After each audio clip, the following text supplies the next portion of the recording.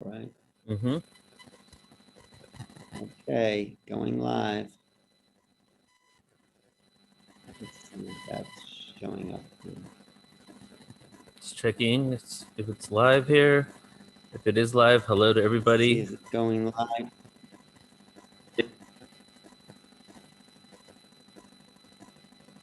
Are you live? We're live. Yep, we're going live. We're I don't streaming. think I went live on my YouTube. Hold Okay, on. well, I am streaming on my YouTube right now. And I may have to cut all the right, stream. you're cutting the stream? Okay, Yeah, whatever you it's want. wait. And Okay, hold on. It says I'm live on mine. Give me a second here. all right, good. If you guys are watching right now, hello to everybody. Please just give me a moment because I want to make sure everything works out and that we have people that are tuning in here. Vibration.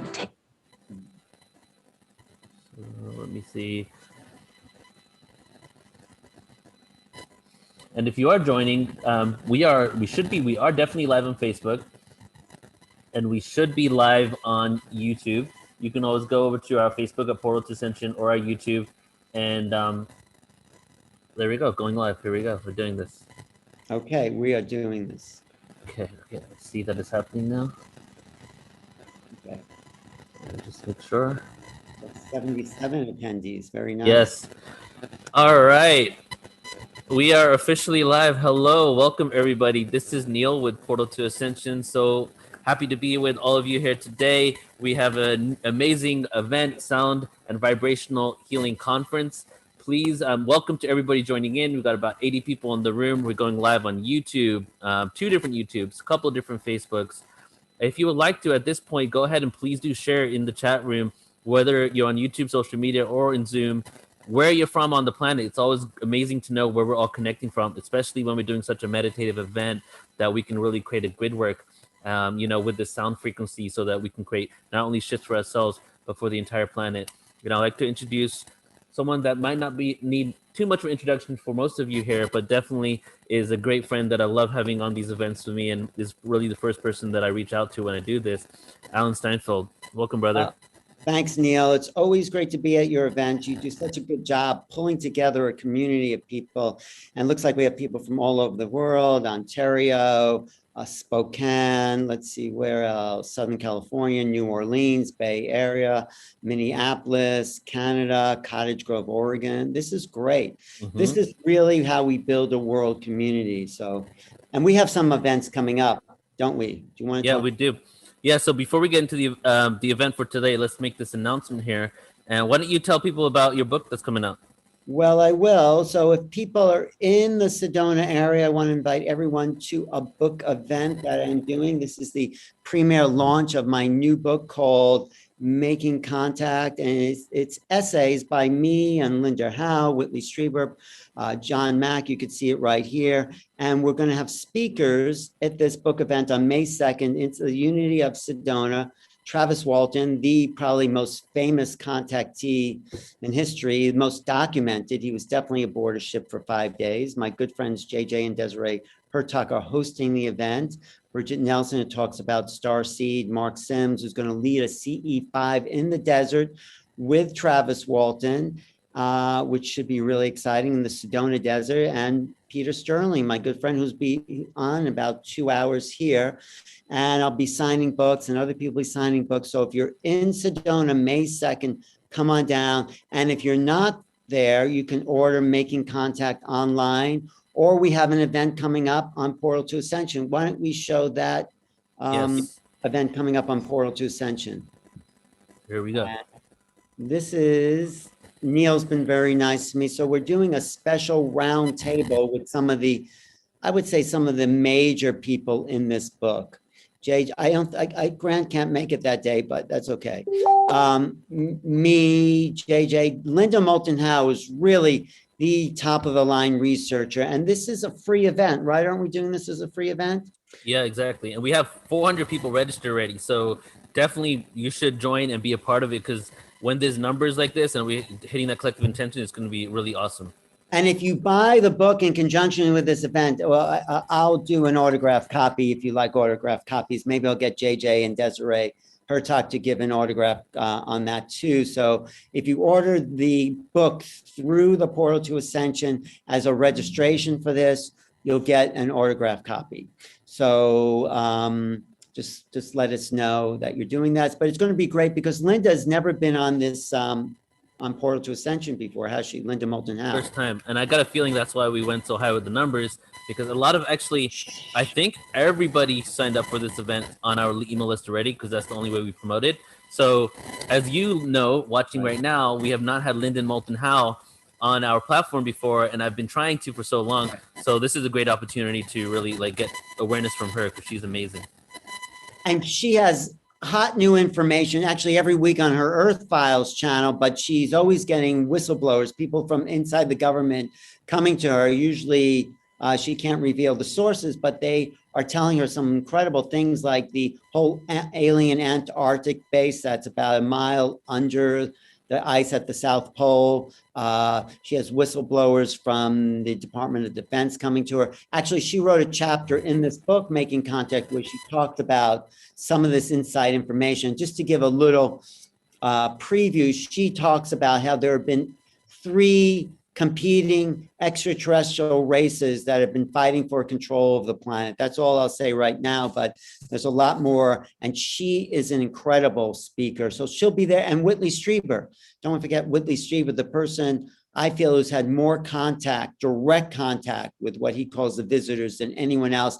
He's given the world the face of the alien, you know, that typical face. That is from Whitley's book, Communion. He was really the first to say, this is what I think they look like. And who knows, but a lot of people have seen that. So thank you, Neil, for hosting that. Thanks for hosting this incredible day today, because today is about an attunement of vibration. So do you want to talk about just some of the people you have coming on today? Yes, for sure. So the intention, firstly, so you do have a couple opportunities to, be a part of Alan's releasing. He has the event in Sedona, so you can check that out if you can get there. And then also we having that Making Contact panel. Check that out on portaltoascension.org under online events. It's free to attend. You can register for his book. And then the attention for today's event. So let's get into why this is happening. Alan and I did a sound healing conference 2 months ago. Many of you probably attended it. And it was the same thing. It was impromptu. Even though I planned to promote these a month in advance, sometimes it doesn't happen, right? So sent out the email for this one about a week ago, but the intention is, as we spoke about before, is to do this frequently and often.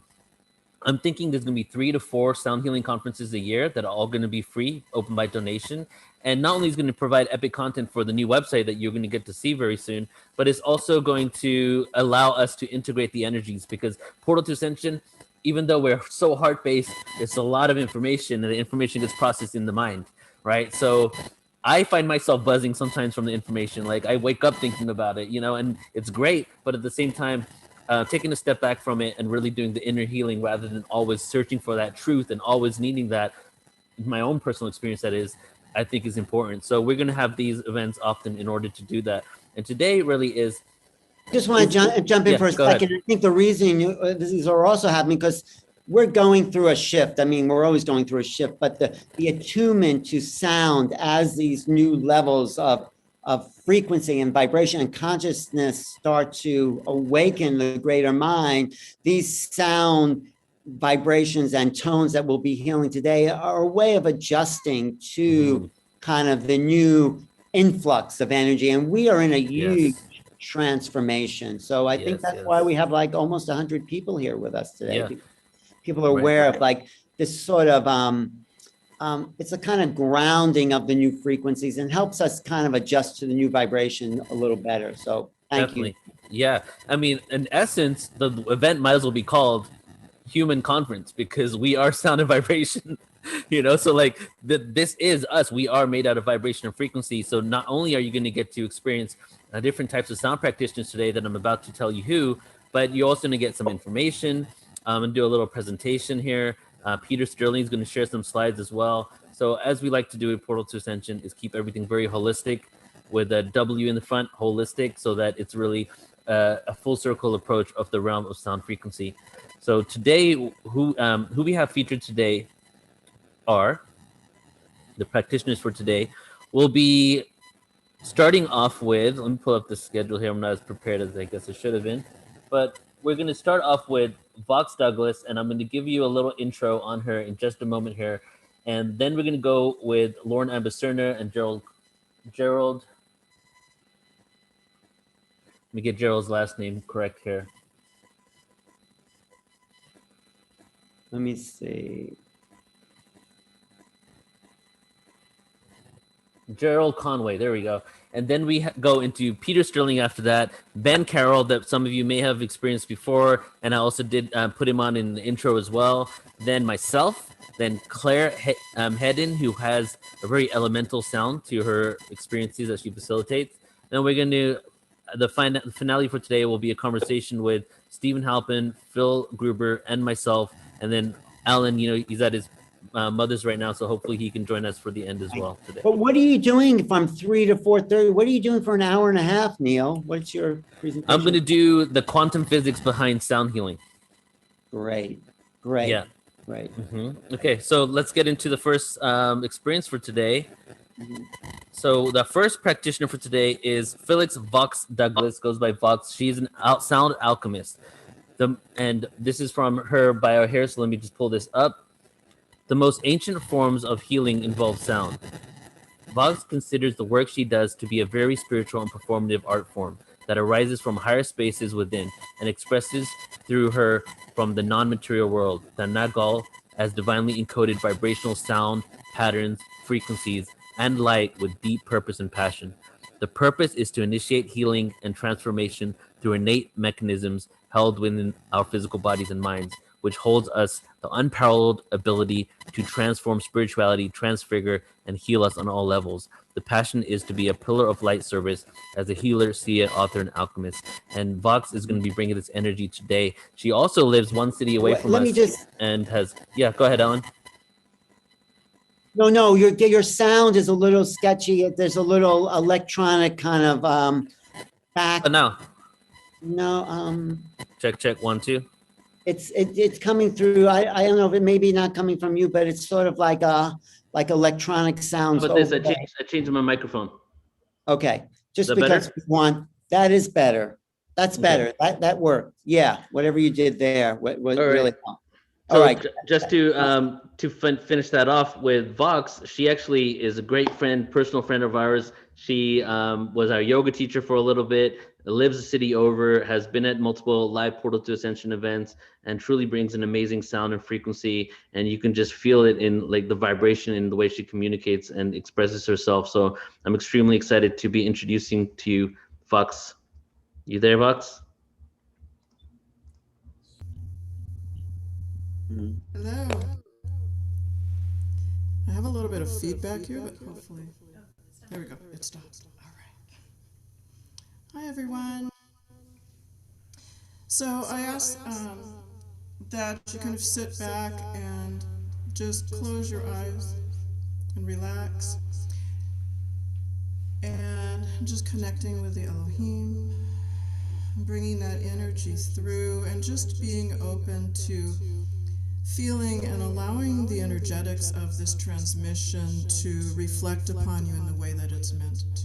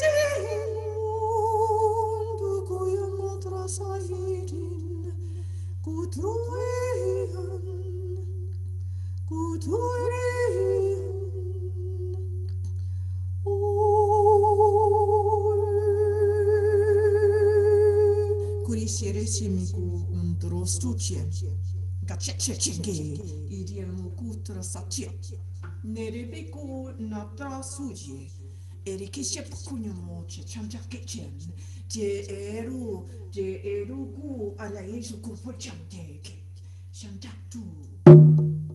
Ukuyere se kakachandu bere puchunde, jenda kakachapakachenje kuyera. Chamdo kuyere sikichem kuchan, eduriere kachere.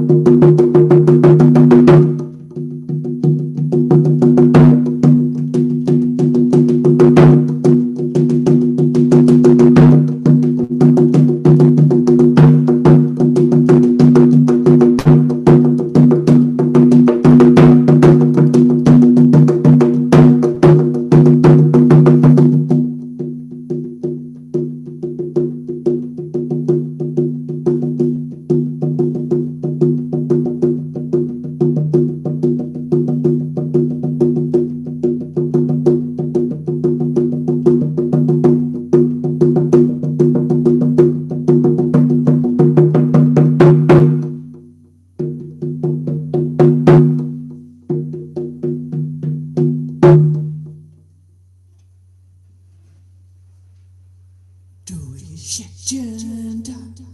Kukuya to Shapukuya la Jay to Uya Tatake to Undukui Heshia Hia Ruku injection there Ninku no way Dingu no way Kiki is food and the Rushari Kike Hanya Kike and Duye Kacha head Kutundo head Kacha head Kukunjo Kingeru Kikeri Kukuchone Chikin Kakawe to Nokuchi and Bowie Kishan and they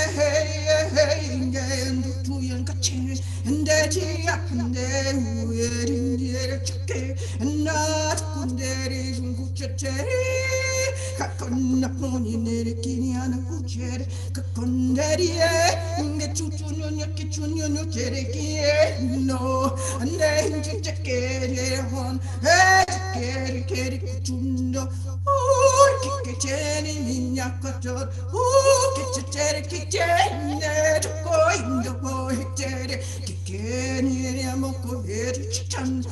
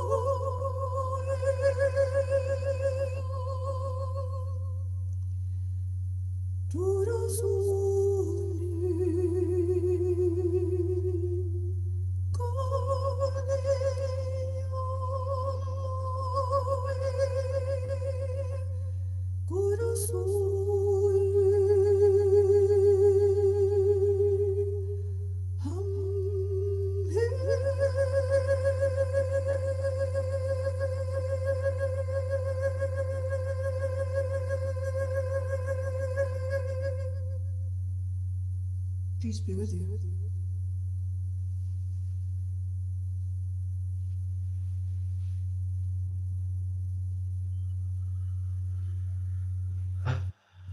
Thank you, Vox. I love you.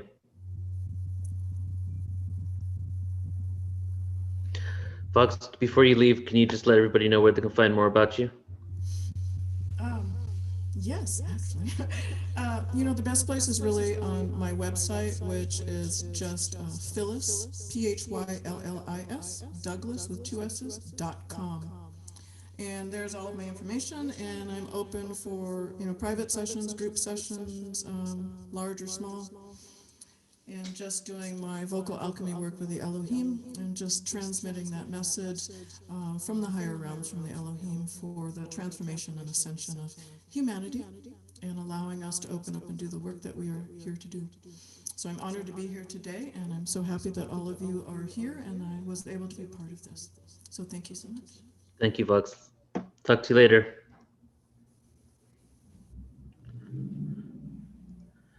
It's amazing, the human voice, huh? And I was thinking the same thing. Someone just wrote here, what is it? Gen Jitsu with the voice, I think you said. I was thinking that too. It was like penetrating, soul penetrating her words, right? And I've heard Vox sing quite a few times, and every time I really get the chills from it, especially when you're up there in person. We used to do events. Well, she used to, teach us, my wife and myself, yoga, right? And a lot of times it's just the two of us. And at the end of it, we would all get around in a circle, and she would play the drum while she's singing that at literally like 3 inches away from her, right? So just imagine that frequency right there. And I got to say that I think that the reason why I'm into light language now really is because of Vox. Because when I heard her, deliver her light language, elemental, whatever it is, angelic kingdom, really what it is, when she delivers that frequency, it just like, I just feel all emotional, and tears that come to my eyes, like as if like a remembrance of our divine nature. And that's why I love her so much. All right, so moving on, everybody. I'm just taking a look at the comments here. Please do comment. We're gonna have as much interaction as possible today. I'm gonna read some of your comments. We have someone says total heart chakra experience. Thank you, loved it. So did my cats. Nice. Andrea says heart opening. Vox said, and then another person says Vox looked like she was playing herself as if she is a theremin. Yeah. Well, actually, later on today we'll be talking about how we are our own biggest sound tools and we are instruments. And I think it was perfect, really leading with the first sound tool. Before we could create instruments, what did we have? We had our voice, right? Before we even had language and words, we were creating sounds, we were humming. So having it start out with the voice, the human voice, truly is a sound healing event, I believe. All right, we're going to get into our next performance and presenters of today. And these two individuals are also two great friends of my wife and myself. I don't even know how long it's been. 2011, I think, is when we met Lauren. And I'm not sure when I met Gerald, but it's been quite some time now. We're really good friends, and they're amazing sound practitioners. So I'm going to do a little introduction to both of them, and then we'll bring them on. We have Laura Amber Cerna. She's a certified sound therapist, voice analyst, and energy healing instructor. She uses her voice and shamanic roots along with her angelic connections to facilitate a deep transformation for each participant. Sound healing alone can be a great tool to help one's system move and release energy. Lauren uses her training, intuitive senses, and channeling abilities to create unique sound bath journey, bringing in the elements of several different energy healing frequencies, sacred sound, vocals, prayers, visualization, affirmations, crystals, aromatherapy for powerful transformational experience. Gerald Conway is a professional musician with roots in progressive rock that has crossed over to new age healing music genre with live performances and studio creations. He has 2 sound therapy CDs out that blend his technical skills with his intuitive channel side. He studied energy healing and is a theta healing practitioner. He is a co-proprietor of Metaphysical Healing Center in SFV, which is San Fernando Valley, with Lauren, offering rental space and therapeutic therapy such as sound lounge and crystal light therapy bed. So I'm going to go ahead and bring on 2 of my really great friends, Gerald and Lauren. You guys there? Go ahead and start your camera.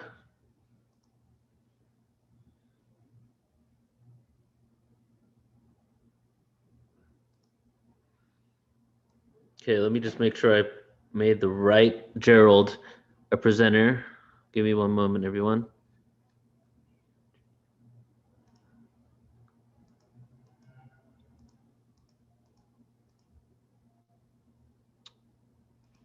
There we go. Unmute. Hi. Hey. Can you hear us? Yeah, I hear you. A little echoey, but it's all yours. I love both of you. Thank you so much for being a part of this. I think you may or may not be able to hear us. Can you hear us?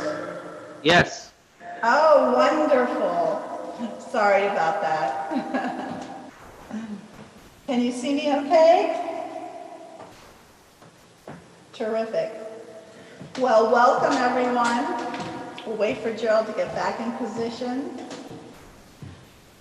Thank you, Vox. That was beautiful. That was truly beautiful and inspiring. God, I'd love to do some training with you on the voice. Beautiful. So I like the fact, Neil, that you said that today's event is about remembering. And in these times, it's very important to remember who we are. We are beautiful spiritual beings that came from spirit. That cannot be broken. And what I'd like to do while playing the bowls today is for us to just take a couple deep breaths and relax into the breathing and the sound, remembering who you are, who you truly are.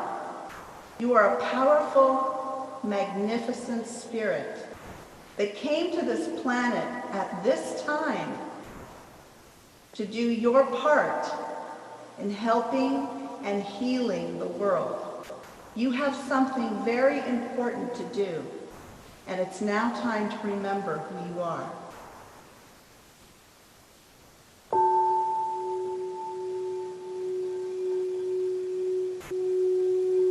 This is an F bowl, so just breathe into your heart chakra. Take a nice deep breath in, breathing all the way in and exhaling through your heart.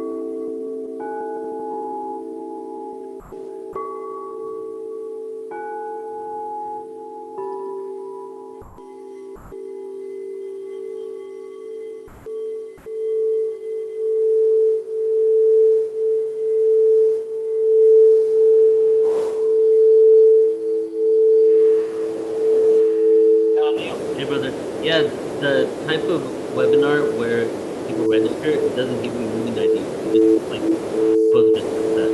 But what I'm gonna do is video and I heard the sound. It's like meeting so many people but not connecting in all the way, and I have lines going down on my computer here. So if I click on my phone, I can't screen share. I don't have. so it doesn't fully connect you at all, huh? So you only hear stuff but you don't see it. You're coming from this area.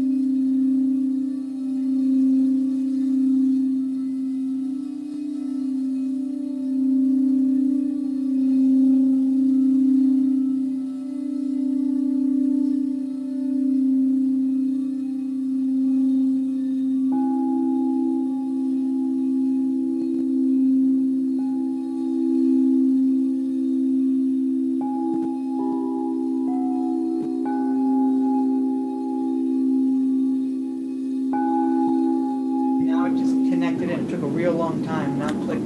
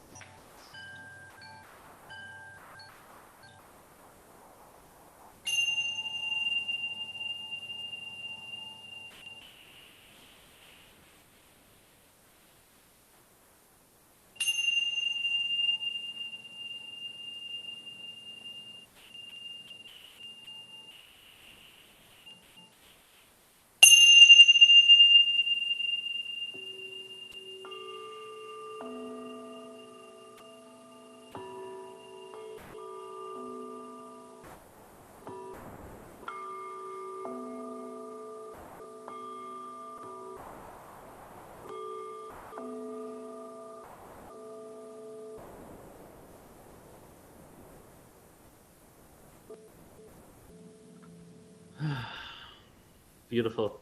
Thank you so much, guys. Alan, you're muted. Yeah, can we just take a moment, one moment, Neil, just kind of absorb the frequencies. Mhm.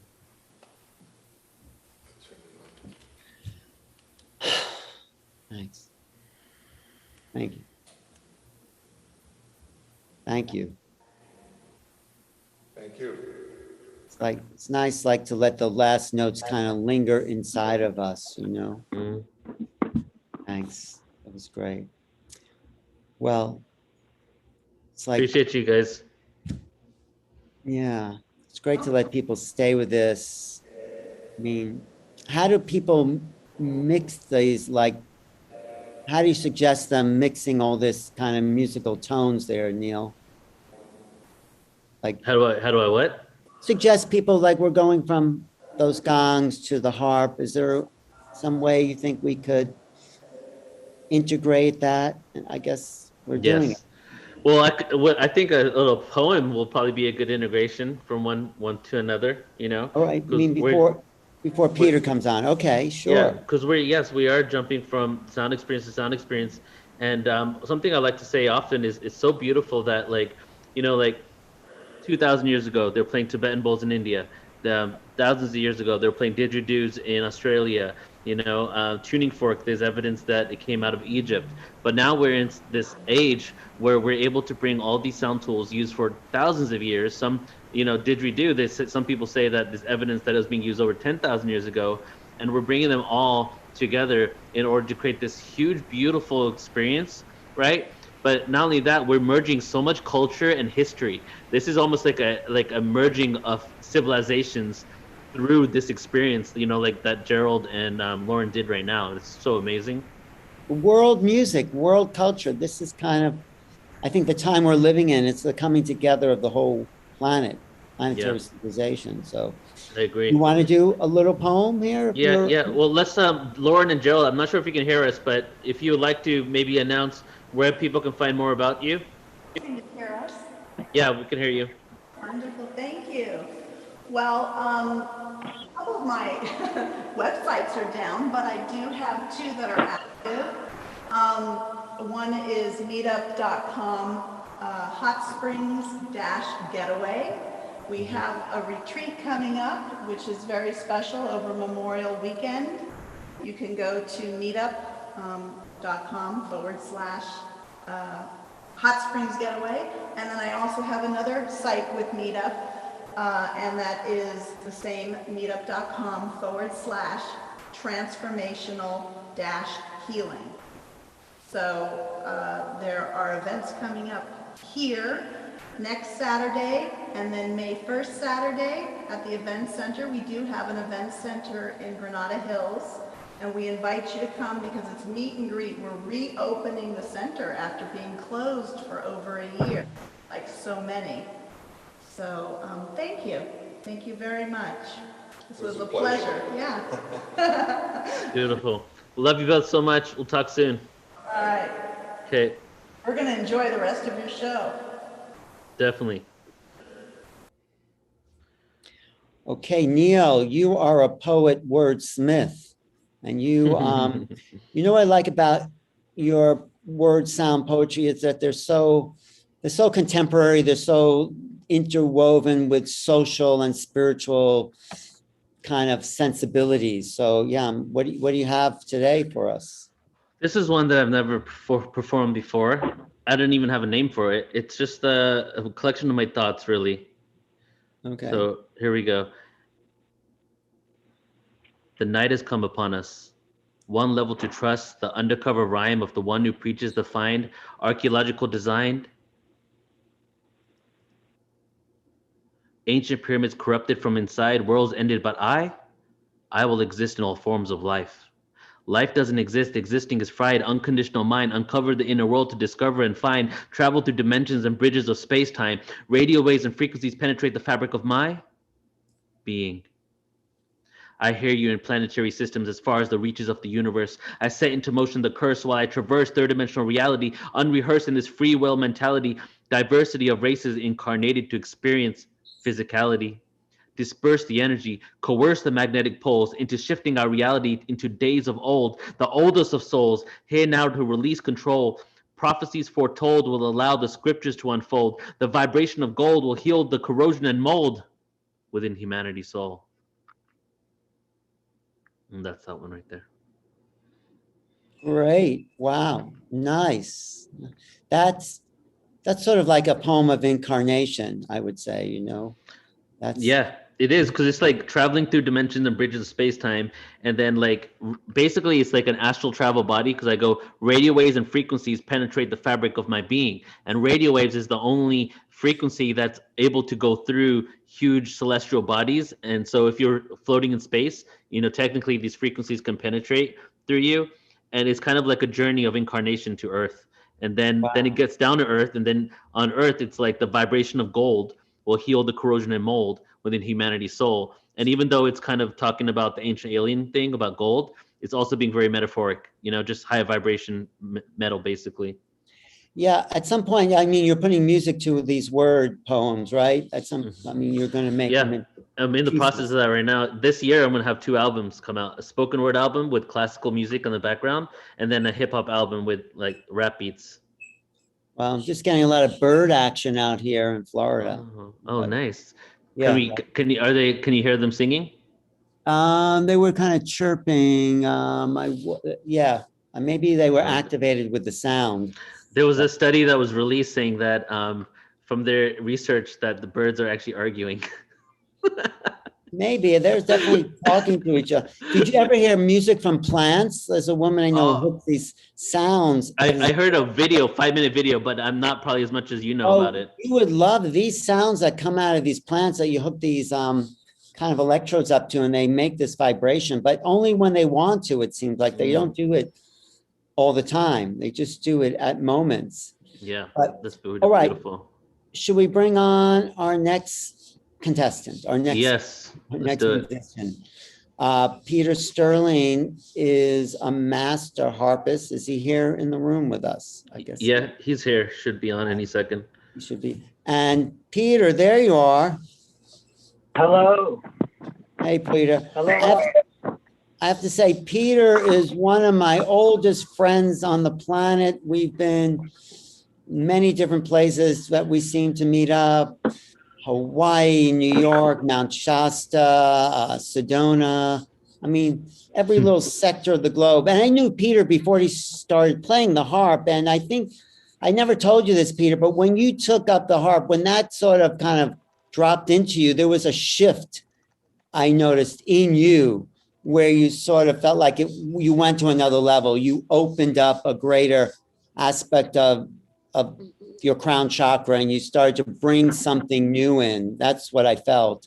I mean, the harp helped transform you, and from what I saw. So, and you've been at it now for what, 20 years or something? And 30 years. 30 years. So I've known you about 35 years, maybe 4, whatever. It's been a while, but there was a shift in you when you started doing the harp, wasn't there? Yeah, I mean, it's because I connected with this group of angels, 10 months, I connected with this group of angels, and that's how they shared the vision that I was to channel the angelic music. And yeah, it was a before and after experience. It changed me. It was a bell tone, definitely a milestone on my spiritual path. I look back and I'm not the same person as I was in some ways, and you're right. It was a crown chakra. It was definitely, from the heart up into the crown chakra with the angels who took me up into the golden light. And I saw the heavenly choirs and heard the music, and yeah. But are you there, Alan? I just want, 5 o'clock, 1 sec.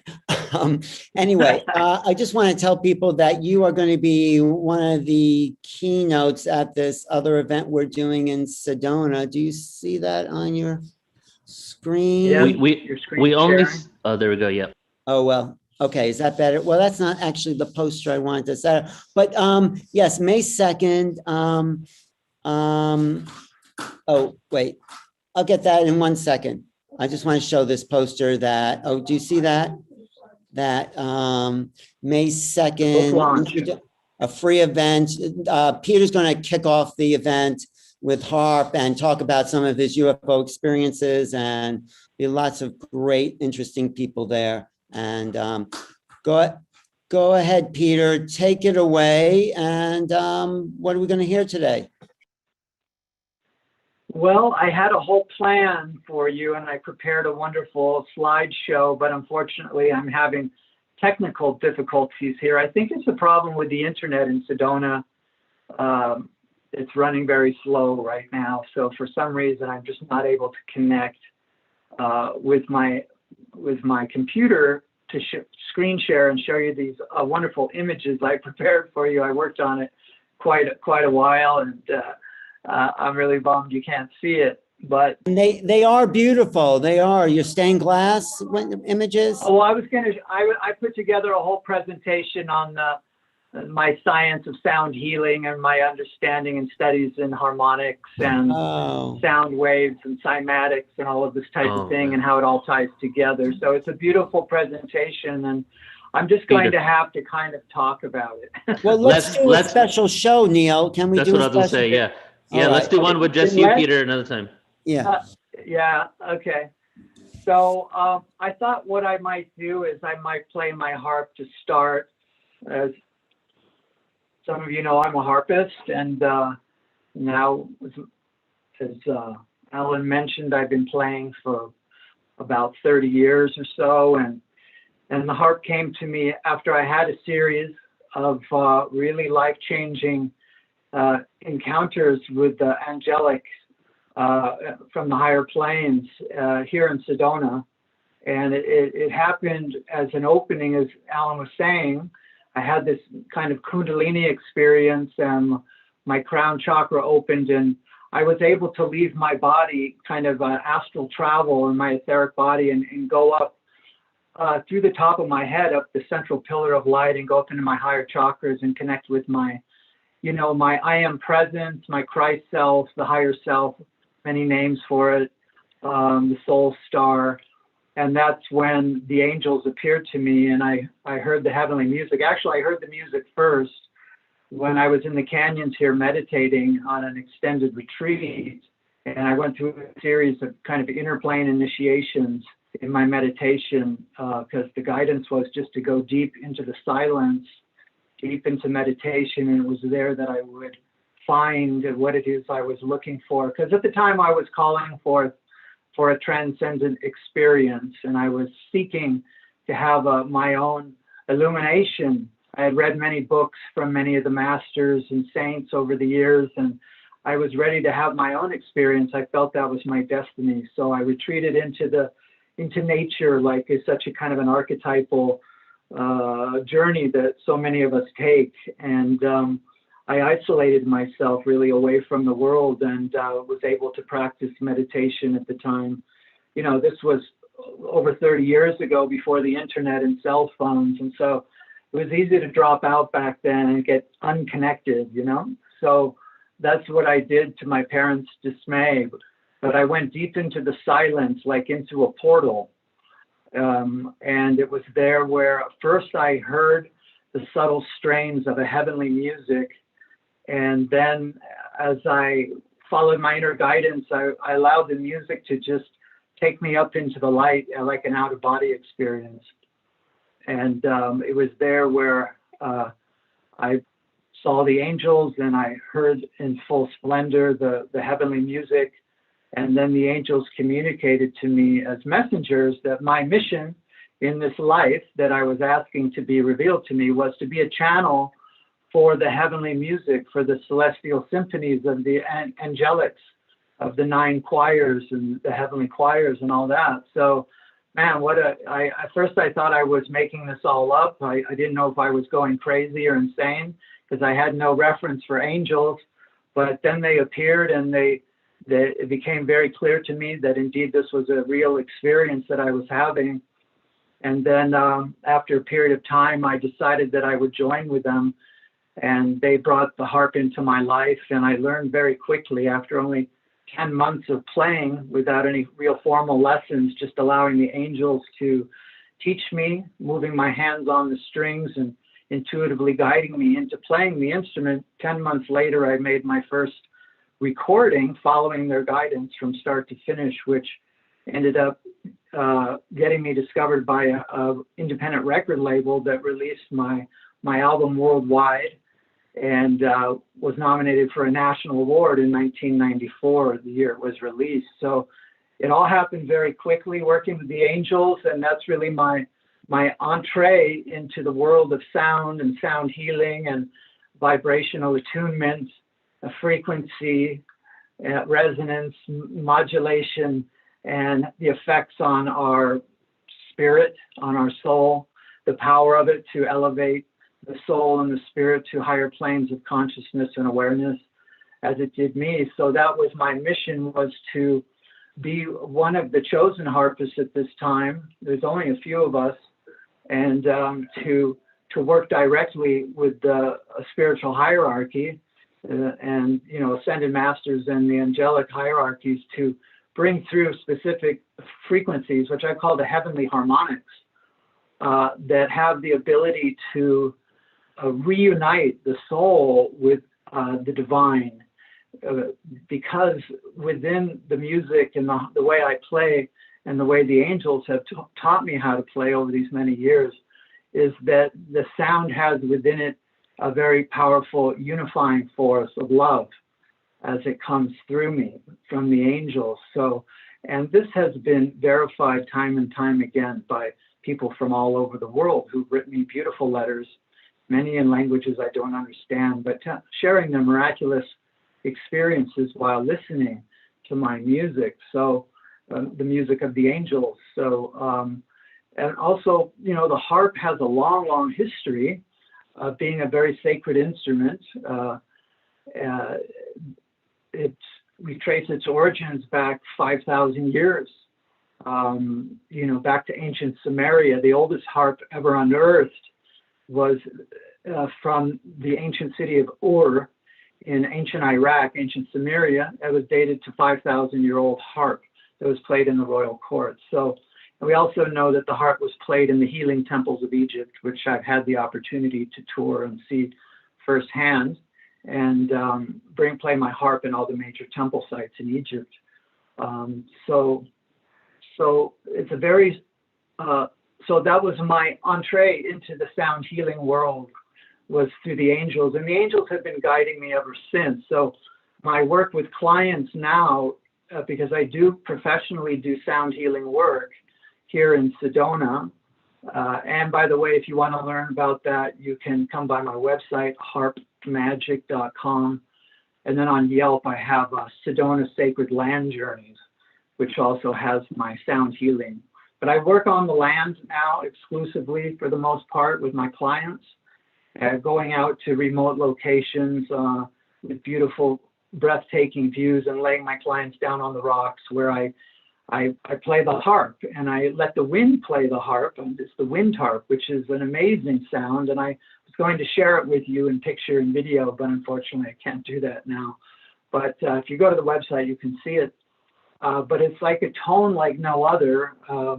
It's extremely high frequency and many, many levels of harmonic overtones. I just hold the harp up into the wind, and the wind vibrates the strings. So all the strings vibrate at once, and it's kind of like all the notes playing at once. It's kind of like white light, and the effects on people are so powerful. It's able to penetrate at a very, very deep kind of cellular DNA level, and also a powerful effect in the chakras. And oh, cool, Neil. Yeah, so there's a video of me doing the wind harp in the crop circles there of England, which I had the opportunity to go a few times to the crop circles, and that's very much connected with my work with cymatics and the sacred geometries of the art glass that I make with sacred geometry, also using the harmonics of color and light in my stained glass that you can see on the website as well. And now with my portals of light work that the angels have brought through over the last few years, which is this kaleidoscopic kind of holographic mandalas that I coat with various crystal powders and gem powders. Really amazing how the angels have showed me how to do this. But let me just play a little bit. With that being said, I will love to be here with Portal to Ascension, with Neil and the fam here for everybody. So I'm in the Stargate portal of Sedona right now at my house up on the flanks of Airport Mesa as I look out my window to Thunder Mountain behind me. So, and maybe you can't really see, but I will play, and I will do this as angelic invocation for all of us here on this special day here in April of 2021, going through this portal together. So I will just play, and may this be a little bit of an angelic blessing for you. If any of you are seeking healing right now on any level, I will play with that intention for you that you can receive it through the sound. And so please enjoy.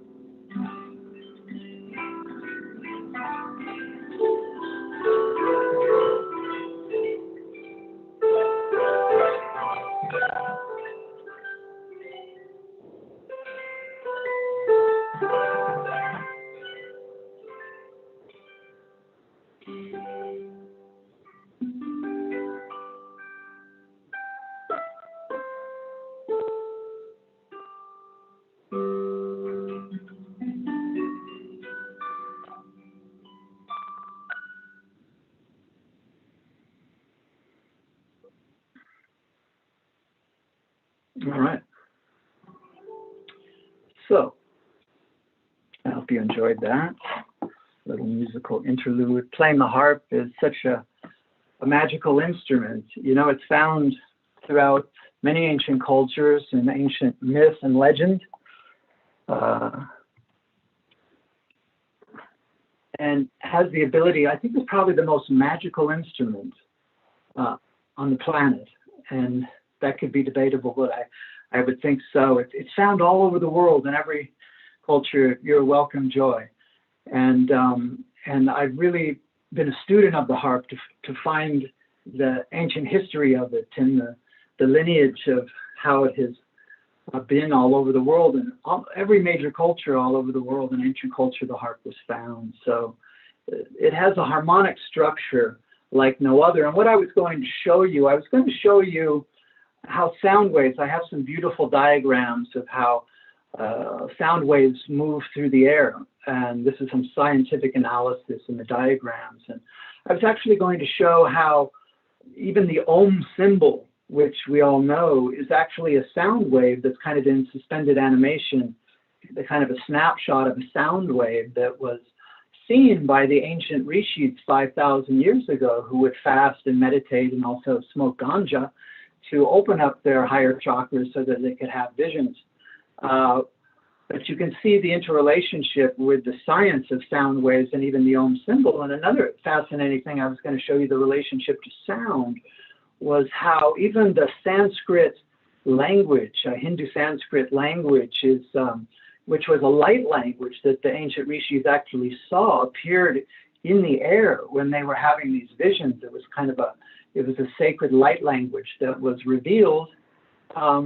At one time I was in a yoga studio here in Sedona, and they had a poster of the Sanskrit language. And then I got upside down and I was looking at it through my legs in downward dog, and I noticed that the Sanskrit language actually, when you look at it and flip it upside down, it actually looks like people doing yoga. So you can actually see how these harmonics, these kind of primal, ancient kind of the original harmonics of creation, which permeate everything, has been translated and brought through and received through these ancient light languages like Sanskrit, Chinese, Hebrew, and Tibetan Sanskrit. There's the Hindu Sanskrit, Chinese, Hebrew. These are all seen in the air and revealed. And yoga, the way when you work with the sound, it actually moves the bodies into these ecstatic poses. So I wish you could see. But this also led me into my study of cymatics and how frequencies create patterns, and vice versa, how patterns can create frequencies, like with the crop circles. I have a nice display of crop circles here. So for me, with my work, when I'm working with the wind harp and the crystal bowls and the tuning forks with my clients, as I'm actually doing these instruments of sound, I can actually see the patterns that are being made. I can clairvoyantly, intuitively see in my mind's eye the patterns that I'm making around people. And for me, the main focus on my work with people is, first of all, to clear the system of any blockages that are in the nervous system, in the etheric body, in the chakra system, and then to connect them with these patterns, kind of the sacred geometries of light and sound, which when you get down to it, what's been shown to me is it's really like the flower of life, which we see Portal of Ascension, has the seed of life, the flower of life, and the fruit of life as their logo here. This I find is the most powerful thing for me, because it comes through everything I do. If you look at my art, my stained glass, it's all six-sided hexagonal for the most part, and my portals of light, crystal alchemy paintings, very much hexagonal. So when I play my music, actually, my music is like, it's an audio, it's kind of the sound equivalent of the patterns which I create in my art. This is how it's all been shown to me. I wish you could see the beautiful pictures I had for you. But so for me, for those, that's the Star of Illumination. Thank you for showing some of these. That's the Eye of the Orchid, Star of Illumination. So for me, the visual component of the sacred geometry and the color, the harmonics of light and color, are very much kind of the flip side of the harmonics of sound. And so together I'm doing this spiritual alchemy where I'm blending the two together. And actually in my live performance now, I'm playing and channeling these harmonics on the harp and also projecting images of these patterns in high definition behind me when I'm playing. It's really cool. Hope you could come and see it someday. We might do something like that at Alan's book signing. But one thing I wanted to just kind of touch on again to finish, I guess, is that for those of you who are, seeking to understand more about the science and the philosophy of sound healing, for me, what has been key is, first of all, to come into a greater understanding and a sensitivity and a refinement for your sensitivities to work with sound and frequency, is to be very adept and familiar with sitting in silence, through meditation of silence. That was what opened the door for me. And that is when I was able to tune into the music of the spheres and hear the celestial music of the angels. And these portals that connect us through these multidimensional circuits going up to these higher dimensions of light, these portals and the veils that kind of block them are thinning now as all these galactic alignments, and we're progressing through time and space on the time-space continuum, and Earth is now, standing on the threshold of the long prophesied golden age, that we do have access to our higher chakras now. So, knock and the door shall be open. So just sit in silence and really allow your inner hearing, what I call the third ear, go deep inside. And there you can find the inner sound that so many of the mystics and the saints have told us about. That is where I would direct you, is to go deep inside and find that quiet place. And then from that as a foundation to emerge out with more of a manifested expression, your unique expression with the sound, with the crystal bowls and all the wonderful tools we have to bring these frequencies. So I will play. Do I have another minute to close out here? Yeah, Neil? go for it. Okay, I'll just play a closing song. Is there anything else you wanted to say, Neil? I guess that's about our timing, yeah? Yeah, not really, but I just want to say, I guess I'll say this now to you, but I definitely want to talk to you about your research, and I have a sound course coming up. So let's connect, and maybe you can be a little guest presenter at the sound course Love or something. to. Well, thank you for the invitation. So I will play one more piece to close off with you. Once again, playing to you live from the galactic starport of Sedona, Arizona, up here on the side of Airport Mesa.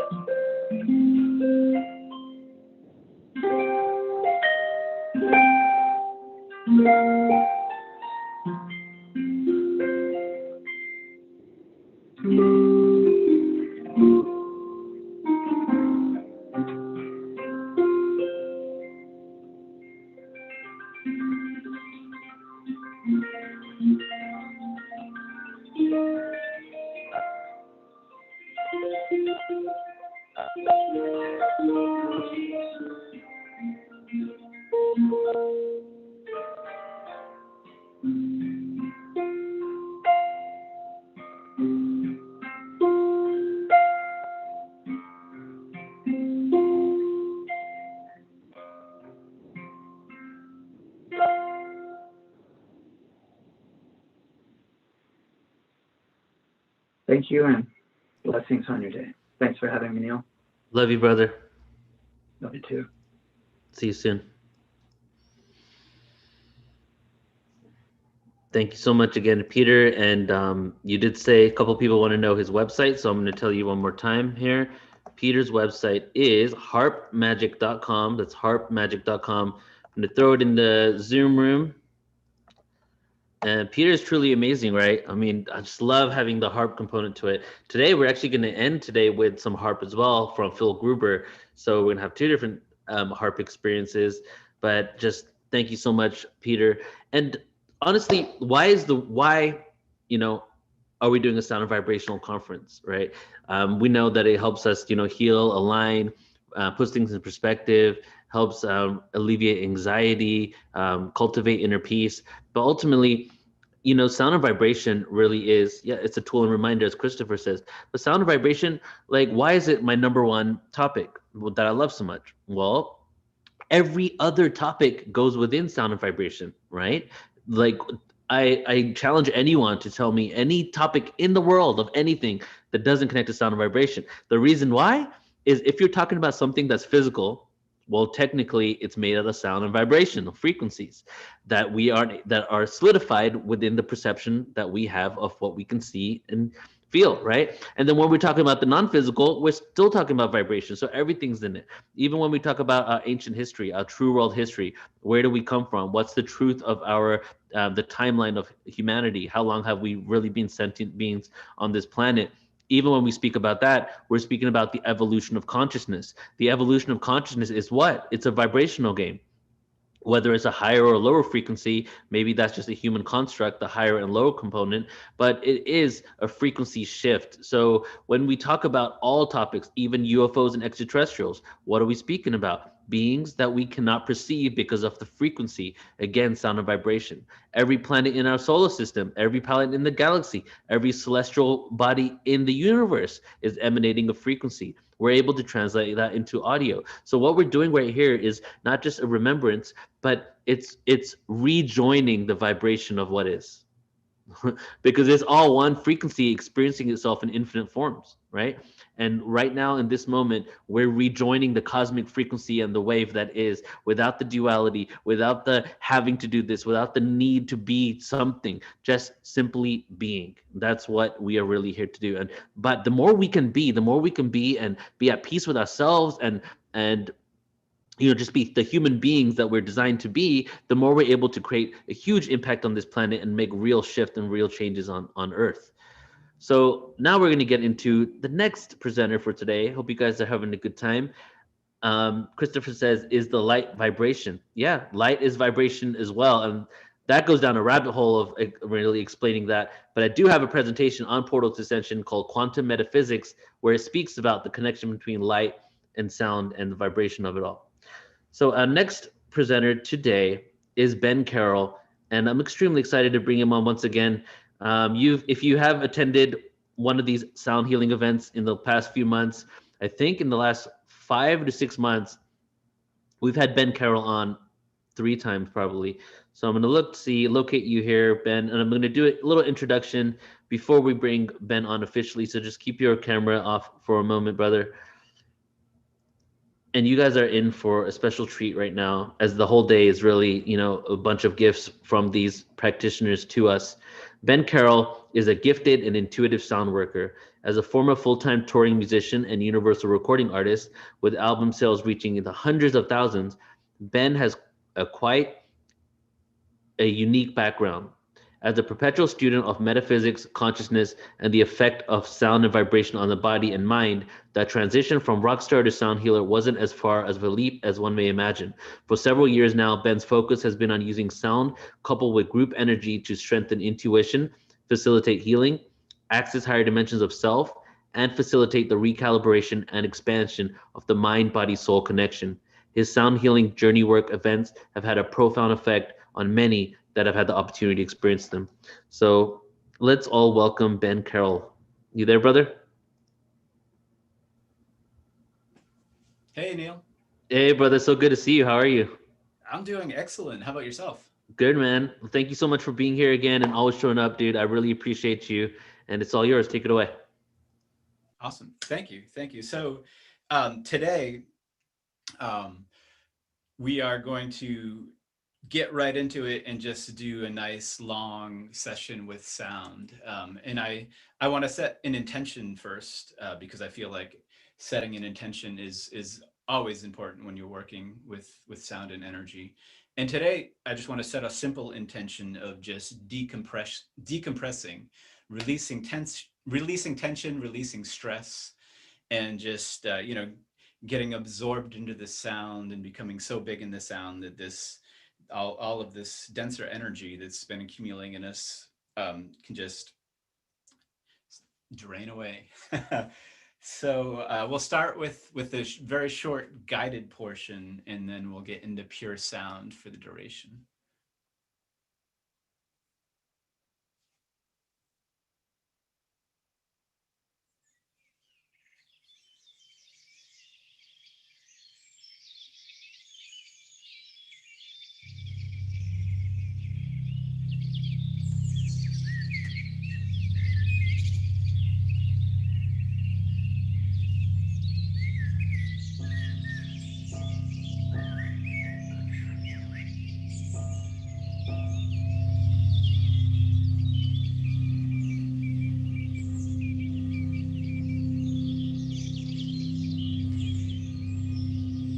start by connecting with your breath.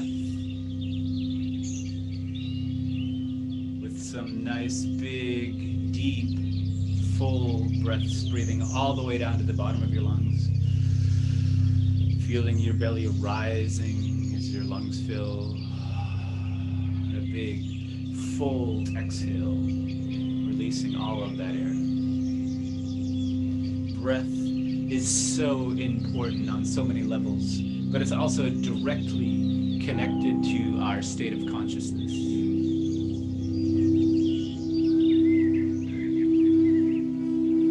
Continuing those deep breaths and starting to focus in on the sound.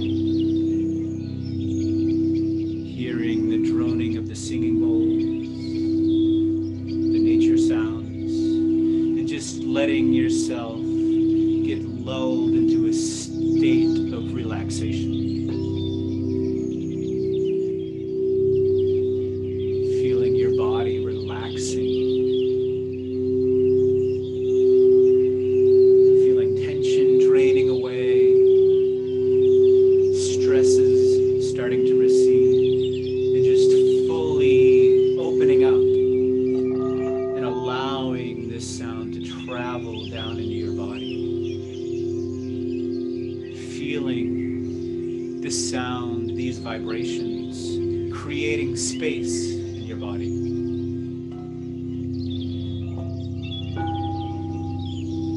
Feeling yourself, your energy body, your physical body, your consciousness expanding out into these sounds.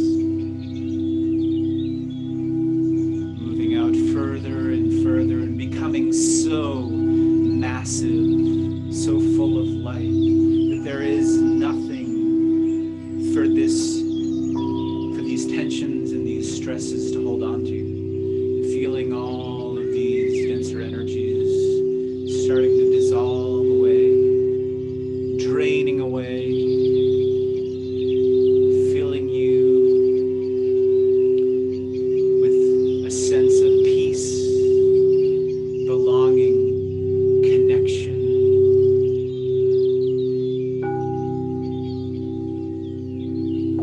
And allowing yourself to continue to move with these sounds, relaxing, releasing, allowing these sounds to flow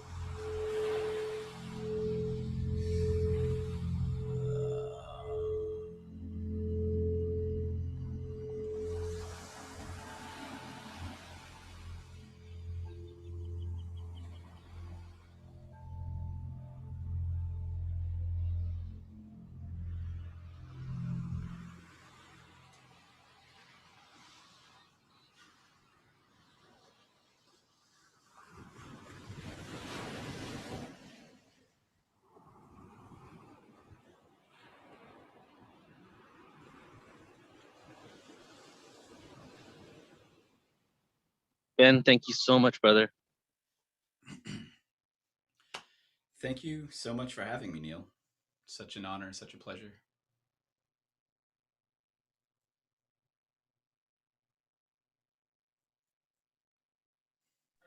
I just stepped outside to grab some things, so let's just taking a moment here to bask in the energy. Why don't you, could you tell everyone where we can find out more about you? And again, how long have you been doing sound healing? Can you maybe give us like a minute of your transition from rock to sound? And are you still playing rock right now? Yeah, sure. So the transition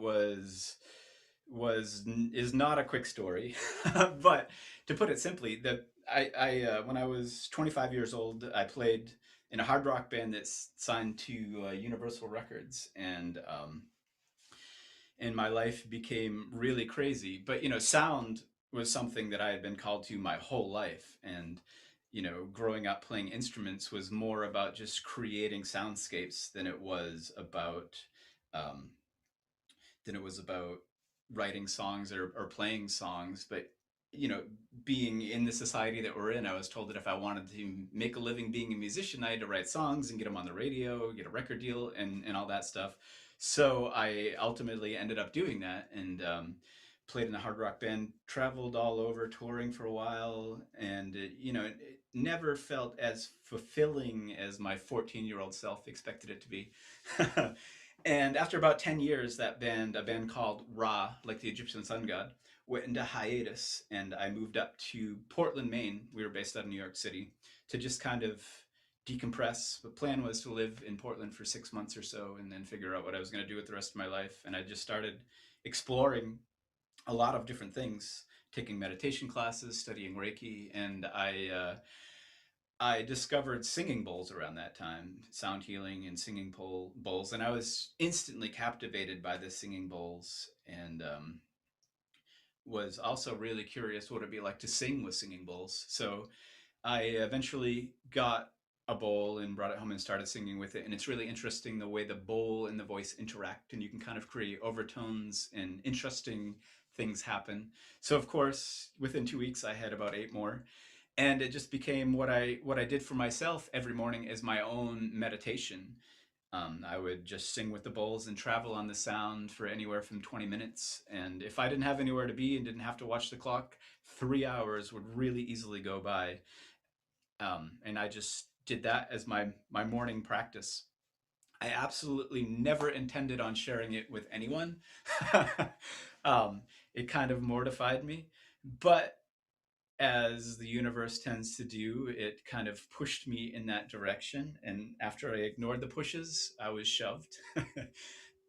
Started doing this, and it instantly did really well. And long story short, I just never looked back. Just kind of rolled with it and went with it, and it ultimately became the most fulfilling thing I've ever done in my life, facilitating sound for people. Before the world shut down, I was traveling all over New England and down the coast a couple times a year, doing in-person events. And then when everything kind of screeched to a halt, I immediately started trying to bring what I did in studios to an online forum.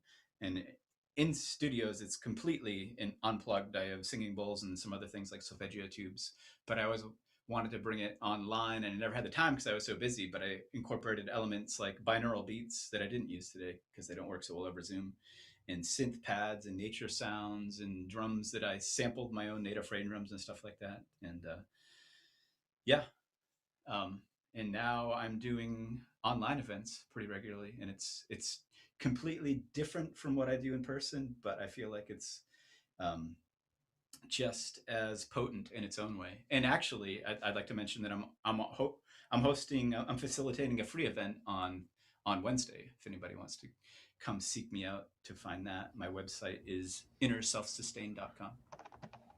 And I see you back, Neil. Innerselfsustained.com, right? Yep.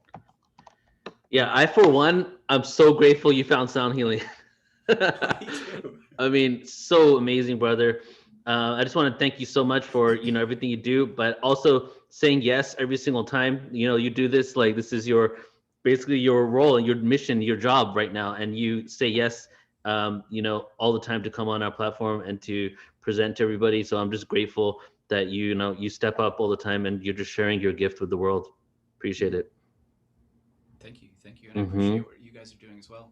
Portal Ascension and you yourself sharing all the knowledge about sound and vibration and all the other stuff. Thank you, brother. Yeah, and if you're gonna stick around, I'm gonna do a little sound and vibrational presentation right now too. So we're gonna go right into that and add some context. So again, thank you, Ben. Appreciate you. Everybody, please do check out Ben on innerselfsustain.com. And then we'll be having you back at the Portal to Ascension conference in May as well. Yep, looking forward to it. All right, brother. Take care. See you soon, man. Thank you. All right. How is everybody feeling right now? Let's go ahead and check in with everyone. I like to make events as interactive as possible, and really just like, you know, this is, even though this is a webinar and that we're talking to you and there's a presentation, definitely please comment, leave questions so that I can engage with you and see what you're saying, because this is what it's all about. It's not about someone presenting to you. It's about us experiencing the sound and vibration together. And we're just facilitating this information in this moment, but it's truly about all of us. And what's going on right now, like we had a solid 100 people in the room, right? We have around 60, 70 people watching elsewhere. Then there's also, can everybody hear me? Because my system is saying my microphone's not working.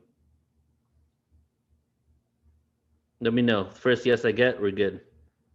Okay, cool. So where was I? So yes, experiencing the sound of vibration. So say that we had 170 people watching live at any given time. There's watching parties. There's like 5 people out there. There's 10 people out there watching at the same time. We're creating this grid work, and it's truly an activation event. What we're doing is we're going within our own consciousness. We're going to the depths of our soul and our being, going into our DNA. The sound that we're made out of, the harmonic frequencies that are being played right now are going through our own being, right? And it's activating us to a higher cause, right? For lack of a better explanation, to the cause of really why we're here on this planet, who we are, where we come from. But even if we put all that to the side, right? What does it do? What are you listening to? You were listening to the sounds of the universe right now, right? We're listening to sounds of creation, whether it's a tool that has been created later, millions of years after the universe birth, if we're talking about linear time, which really isn't a good construct either to speak of, but we are tapping in to the frequency of the cosmos, and that's what today is about. So I'm going to read some of your comments here. And Ben, if you're still in the room, we do have some comments for you. Sarala, can't see the rest of your name, is saying, do you do one-on-one sessions? So please do ask that. And then we have, what else do we have here? So if you guys have any comments, how you're feeling, please do put it in the chat right now. I'm going to take a look. Okay. So beautiful, lovely, wonderful. This allowed me to retune to my authentic origin / self. Thank you. That's so beautiful. Last time Ben performed, actually, if you guys were here, I actually cried. It was extremely emotional for me. And I wasn't even trying to it wasn't like I had anything in my head, emotions that I was worried about, anything. It was just brought out that energy of me, and whatever needed to be expelled in that moment truly came out. And my friend Dr. Dream, he says there's 15 toxins that only come out of your body when you cry. They're only released through your eyeballs. So we're supposed to cry and just let that energy flow and really feel what it means to be human. We did have someone on YouTube that left an interesting comment that I'm going to go and take a look at right now. It was from a doctor and speaking about their experiences and what they recommend. So I'm going to see if you're still in the chat room in YouTube on New Realities TV with Alan Steinfeld. Maria Johnson says, as a medical doctor, I always suggest to patients to do music or sound therapy to improve their health. That's great. It's a great addition. And what we've probably noticed in the last decade or more really is that a lot of sound modalities, right? Let's say frequency modalities, Reiki healing, pranic healing. Many of these individuals that do these types of holistic practices are now incorporating sound. So this might not be as easy to do Reiki and pranic healing in one session, but you can couple almost anything, I would say everything really, with sound and vibrational healing, except for, of course, the meditation of no sound, which is sound in itself. It's like what Peter Sterling was saying, just being in that silence and that stillness. And my yardstick really to measure myself really is, Ben, I'm not sure what you mean about warning. Maybe you're speaking to someone else. But my yardstick to really measure my own, evolution within meditation and consciousness is my ability to sit with myself. I used to, like 10 years ago or a little less even, really difficult for me to sit with myself. I would have racing thoughts all the time. I'd be really judgmental, hard on myself. I did not want to sit with myself. When I did plant medicine ceremonies, my number one fear was what's going to happen if I'm going to sit with myself. Maybe I'm not going to be like what I see. Through going through a lot of experiences, I realized that when I have these silent type experiences, when I go to Vipassana, have the silent meditation, or do plant medicine, that all my fears about what am I going to see really kind of get blown out of the water, and it becomes about how beautiful I really am, and that I forgot that.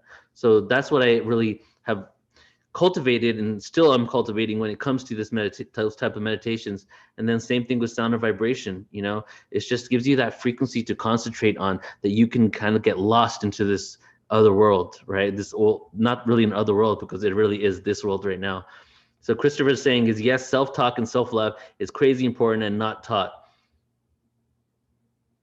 And then Sorala said quantum touch is beyond Reiki. Yeah, there's definitely modalities that go to the other level. I've had a quantum touch session before. Okay, so now what we're going to do is, everybody, I have you for a full hour. Then we're going to go with Claire, and I believe Claire is in the room. But I think, Claire, you said you're not ready until after 4. So if you're ready earlier than 4, just go ahead and let me know, or around 4-ish or something, let me know in the room, and we'll see about getting you on a little earlier. But for the next hour, we're going to do a few different things. I want to talk about our new website. I want to show you guys it, show you some new events on there. I want to do some humming with you. We're going to do some vocal toning together. And also, I'm going to do 2 different presentations, short little clips from presentations.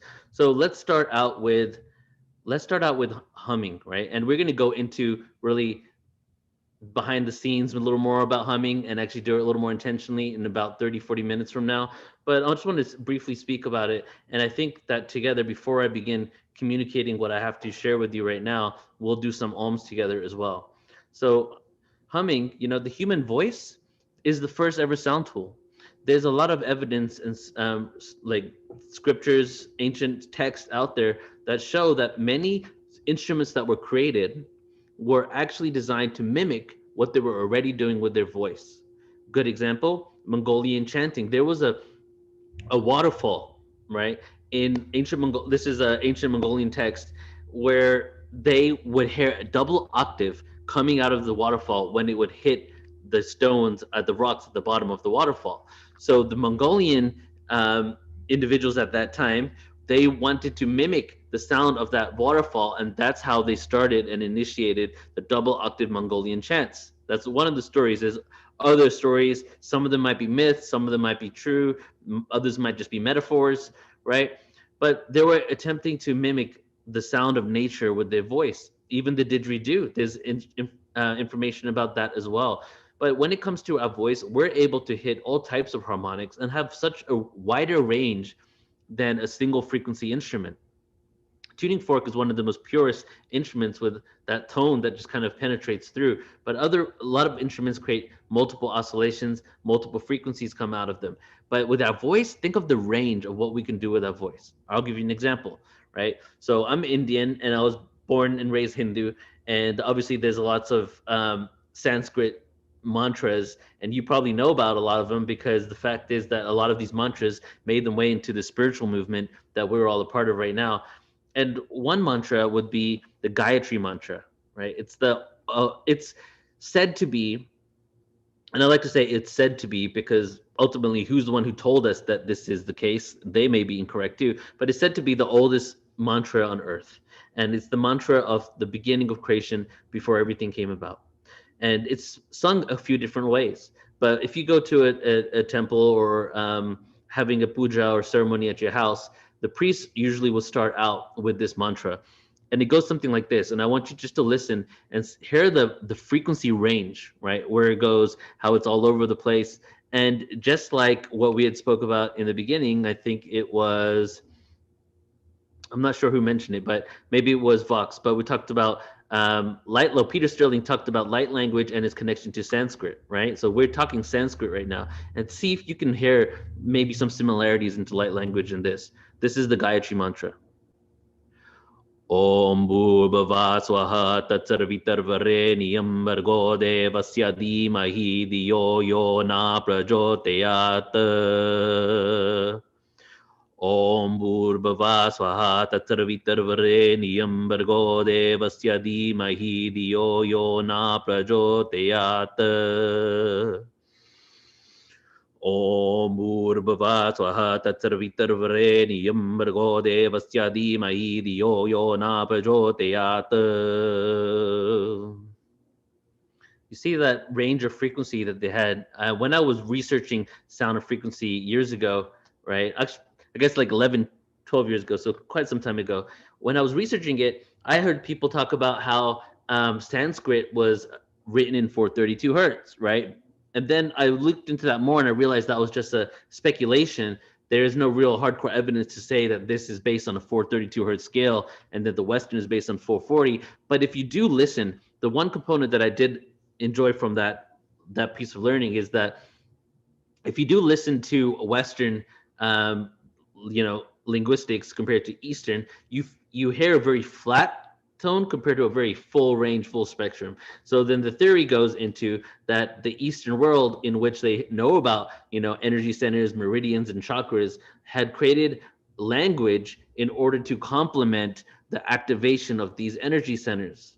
Even the word for example, in ancient Egypt, there is text out there that says the vowels were not used in ancient Egypt, and vowels were introduced at a later point in order for humanity to keep their consciousness high to a certain level in a world that was devolving into a lower frequency. So these vowels were sacred tones, sacred chants that we could incorporate in order to activate these energy centers in a world where that frequency was becoming what seemed to be dormant. So the vowels, what are the vowels in English? A, E, I, O, U. So what we're going to do is we're going to chant together 3 ohms, and this is going to probably be a good 15 minutes here. We're going to chant together 3 ohms, and then we're going to chant A, E, I, O, U. And the way it's going to go is I'll do A, E, I just to give you an example. Okay, and it's going to check the chat right here.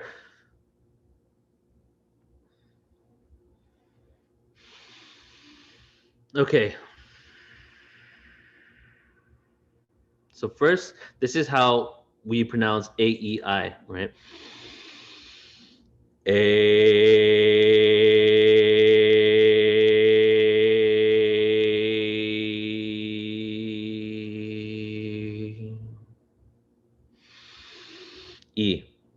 E.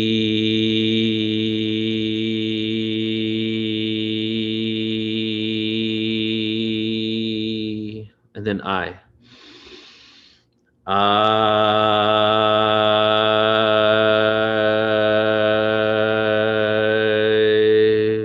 And then I'll go O, U, all the way to the end. So what I want you to do is we're going to be very intentional. We're not just going into this just to chant. We're going to do it as slow as we can. Feel every vibration. Feel where the vibration goes in your body. Direct the energy where you want it to go, and see if you can play with it. And then when I get into this presentation in a few minutes, I'm going to talk about the humming effect and what happens within your body at that point when you hum and when you chant like this.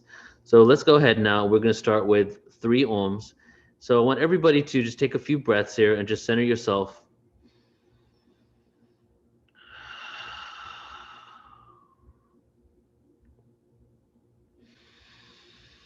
Breathe in.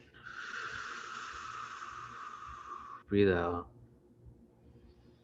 Another deep breath in. Out. Keep breathing slowly as I talk. And when we're talking about Om, we're not talking about any religious scripture here. We're talking about our primordial sound, the sound of creation. No dogma, no religion involved in the frequency of Om. So continue to breathe And the next inhale, we're going to exhale with our first of 3 ohms. So inhale, deep inhale.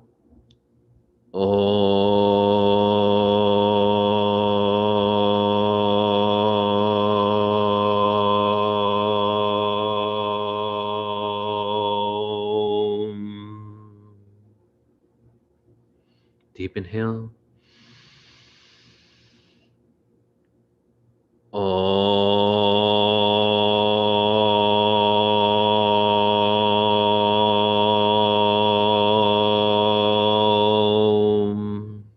Inhale again.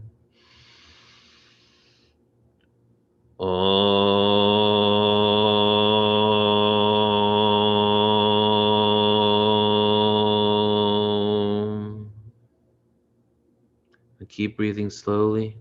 And if you're choosing to Om with us and chant with us right now, if you're not, that's fine. But if you're choosing to do that right now, I want you to Om and hear yourself Om. I know I'm Oming here. I'm the only sound that we can all hear. But I want you to Om loud enough for yourself to hear it and feel it within yourself. So now we're going to go into the vowels, okay? And just feel how you feel after this as well. After we're done with this, the vowel set right now, we're going to take a good minute and we're not going to say anything and just sit with that vibration, okay? So we're going to start with A, just in the way I said it before, where we're going to take a deep inhale in and then we're going to breathe it out. So let's go. Inhale. E.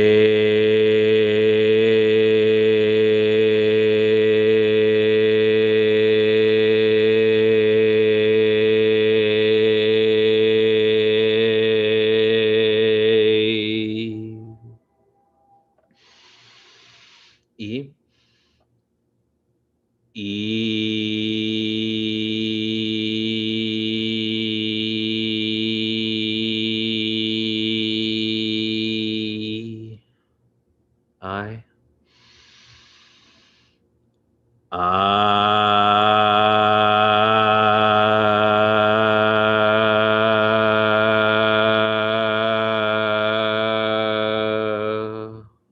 O.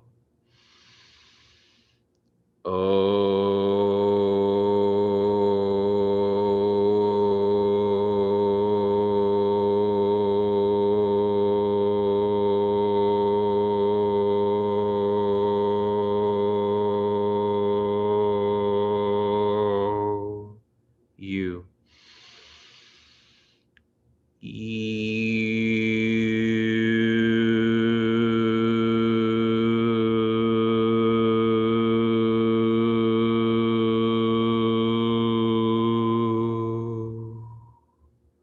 Continue to breathe.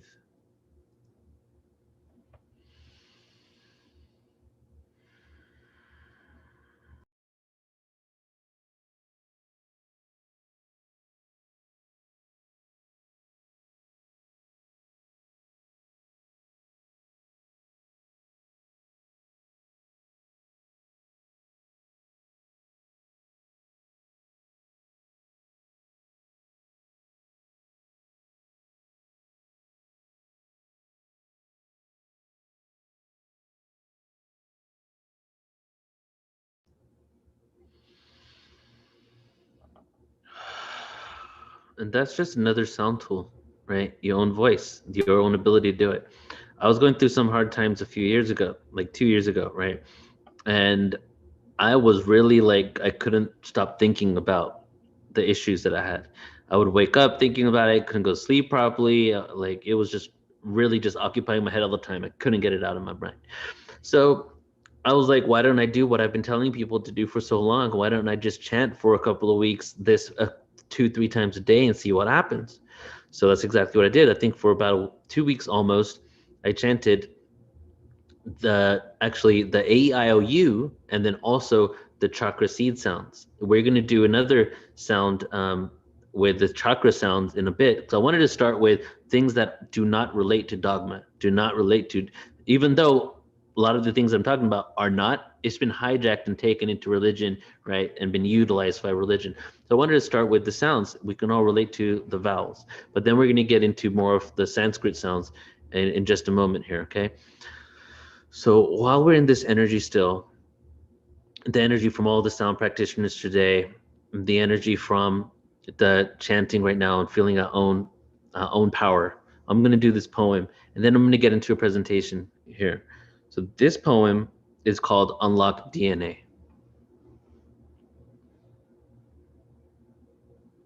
Actually, no, it's the wrong one. Hold on.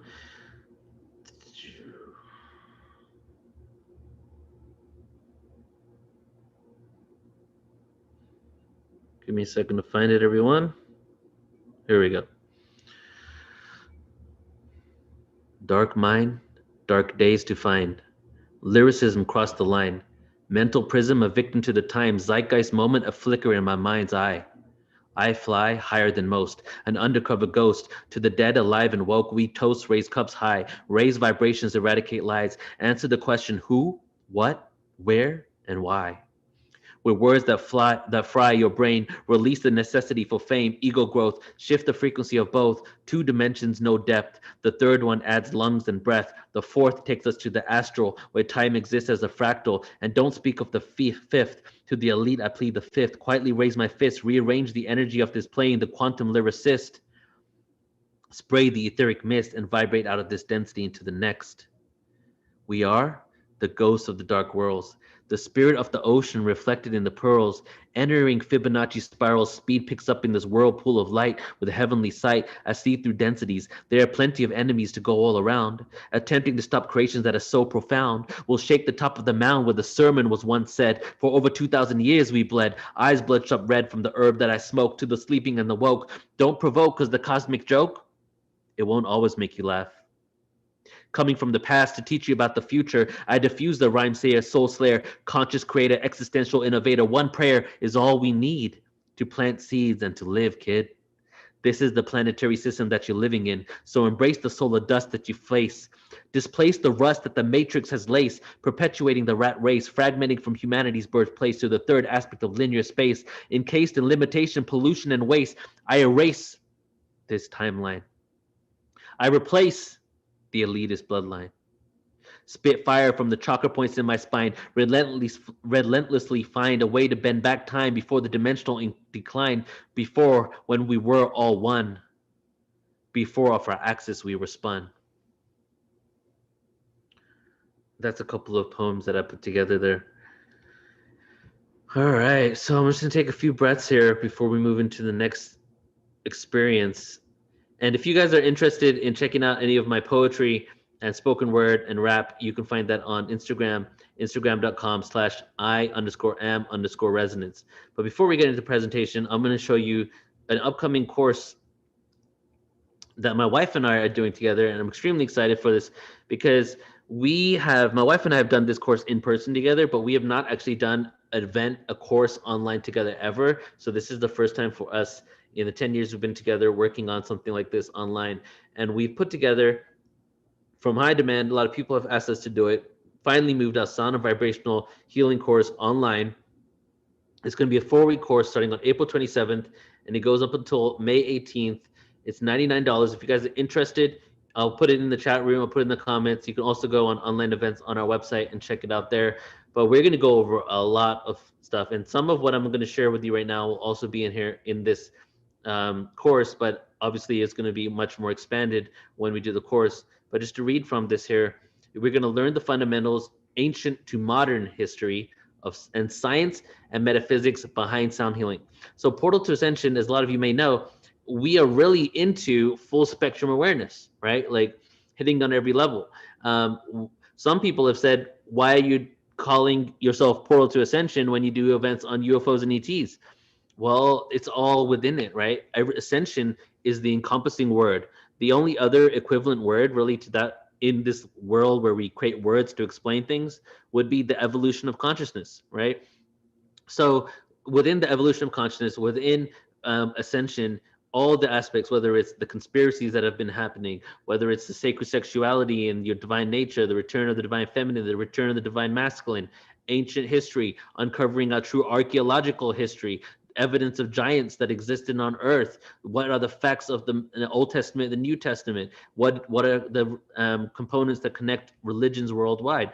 All of that really goes within it. So when it comes to sound and vibrational event, that's how we do it as well. So this one, we're going to be doing ancient to modern history, science and metaphysics behind sound healing, a fully encompassing course in which we'll delve into a holistic awareness of sound and vibration, taking us before the physical universe existed to the manifestation of all creation and sound tools that exist on Earth.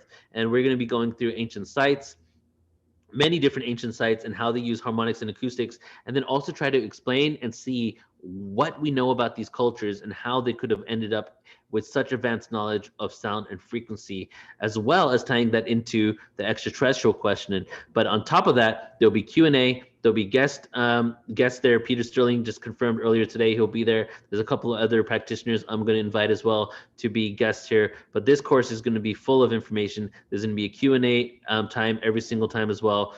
4 classes, 3 hours per class, and you get unlimited replay access. So if you guys are interested, I'll post it in the room in just a bit here, or go to our website and check it out over there. So I'm going to check in with everybody one more time because I love checking in with everyone, see how you're all feeling.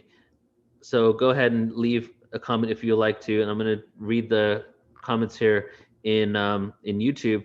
Maria is saying, absolutely, we need to relearn and heal ourselves. Humanity has forgotten to do so. Yeah, it's interesting because we are almost having to unlearn what we've been indoctrinated with through karmic imprints, through past life imprints, through the construct of society and governments and our educational system, right? There's so much information out there that has really taken us away from what it's really all about. Like our first or second presenter was talking about today, being the custodians of Earth. How do we become the custodians of Earth? That's really what we're all about, is taking care of each other, taking care of ourselves, of course, taking care of each other, and taking care of the planet. And it seems like we've been drifting away from that for quite some time now. So what is needed is a return to that mentality. What is the flaws within business when it comes to conscious business, right? One of them would be the fact that the bottom line is always the shareholder, is the business, is profitability. We not often enough is planet and humanity incorporated in the business structures that we are creating in the world. So the solutions, I'm going to say, are very easy, but the implementation of it with so many people on the planet, with the power structures that we have, is what makes it difficult. But the solutions are extremely easy to do. Like they're easy to do, but we just need to have the masses and a collective awakening so that we can all be in alignment with those solutions, right? Yes, and Frank is asking, is this going to be posted in its entirety? Yes, it is going to be, so you can watch it back here anytime. And I'm going to get right now into a presentation. And my email here is being posted in the group because someone is asking. If you guys are interested in having me on your podcast, by the way, or at a conference, please do reach out to me because I would love to be on some, especially to announce a new website. So let's do this. Let's get into some information here. That's going to be really fun. Okay, the first thing I'm going to do is I'm going to do a portion of my Creation Stories presentation. And we're going to start from this slide here on the Dogon tribe. And even though technically it's not about sound or vibrational healing, this is the introduction to the component on my presentation here that is about that. And I figured that it would be kind of nice thing to explore the Dogon and a couple of different tribes, and even look at the Dogon dance in which they're playing drums and they're dancing, before we get into how sound and vibration has been used in Creation Stories. So starting the slideshow here. So I'm going to go now, again, I'm going to say it one more time. I'm going to go over 2 different ancient civilizations really quick, and then we're going to get into the sound and vibrational component of this. 2 of them are the Greek civilization and the Dogon. So the Dogon tribe, many of you have probably heard of before. They're an African tribe that live in Mali. Their creation stories are believed to go back thousands of years, and some claim that they may be descended from ancient Egyptians. They believe that an egg of the world out in space, which is now known to modern astronomers as Sirius B, how how astrological maps depicted the star existence on ancient Dogon artifacts is baffling, since conventional scientists only discovered this star in 1970, right? We're talking about frequencies, we're talking about stars. Stars emanate frequencies too. And I'm gonna show you a couple of different planets' frequencies, Jupiter and I think Saturn as well, in a little bit.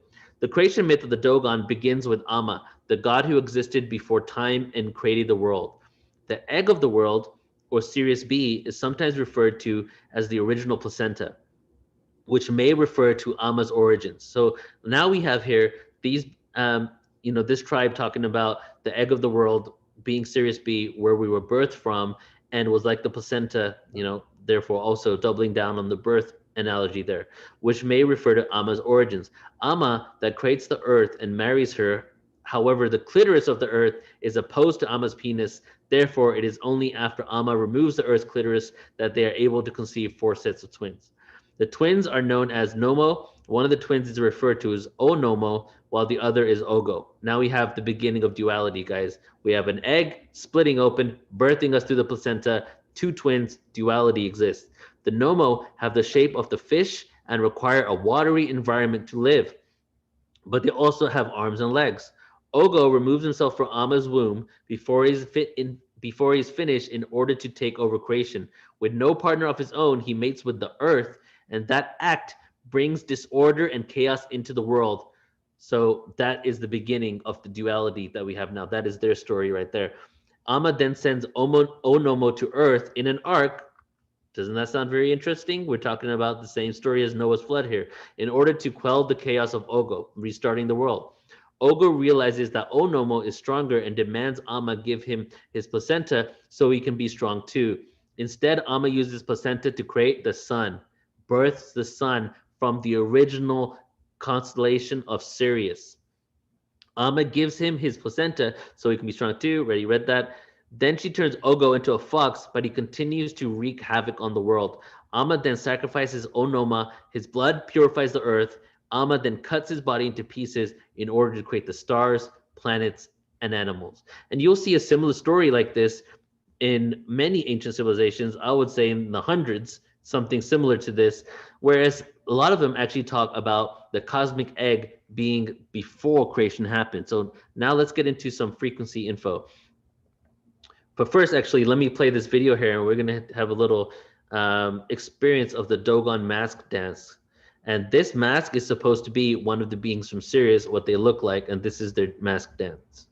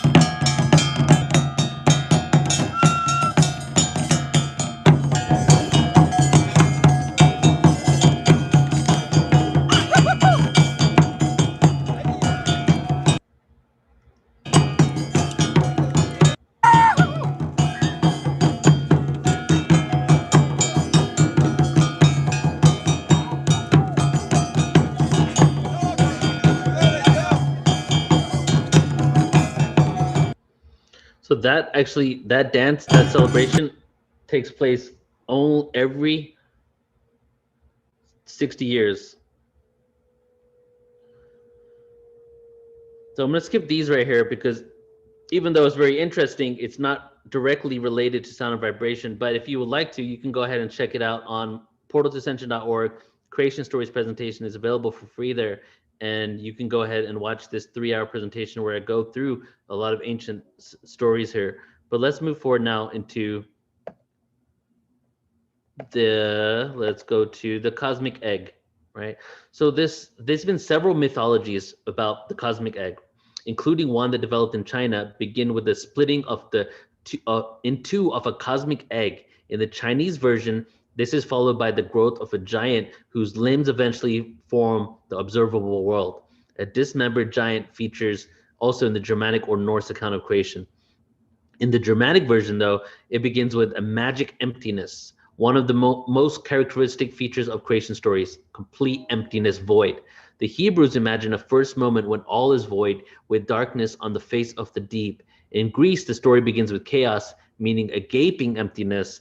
In Egypt and Mesopotamia, a boundless ocean sets the primal scene, right? So we have a lot of talk about the ocean, the space being an ocean, which is why the Navy, the US Navy, has precedence in space, because the space is considered an extension of the oceans. So that's why US Navy, and when we talk about secret space program, we have the US Navy all over it, is because some may think it'd be the Air Force, but no, it's the Navy.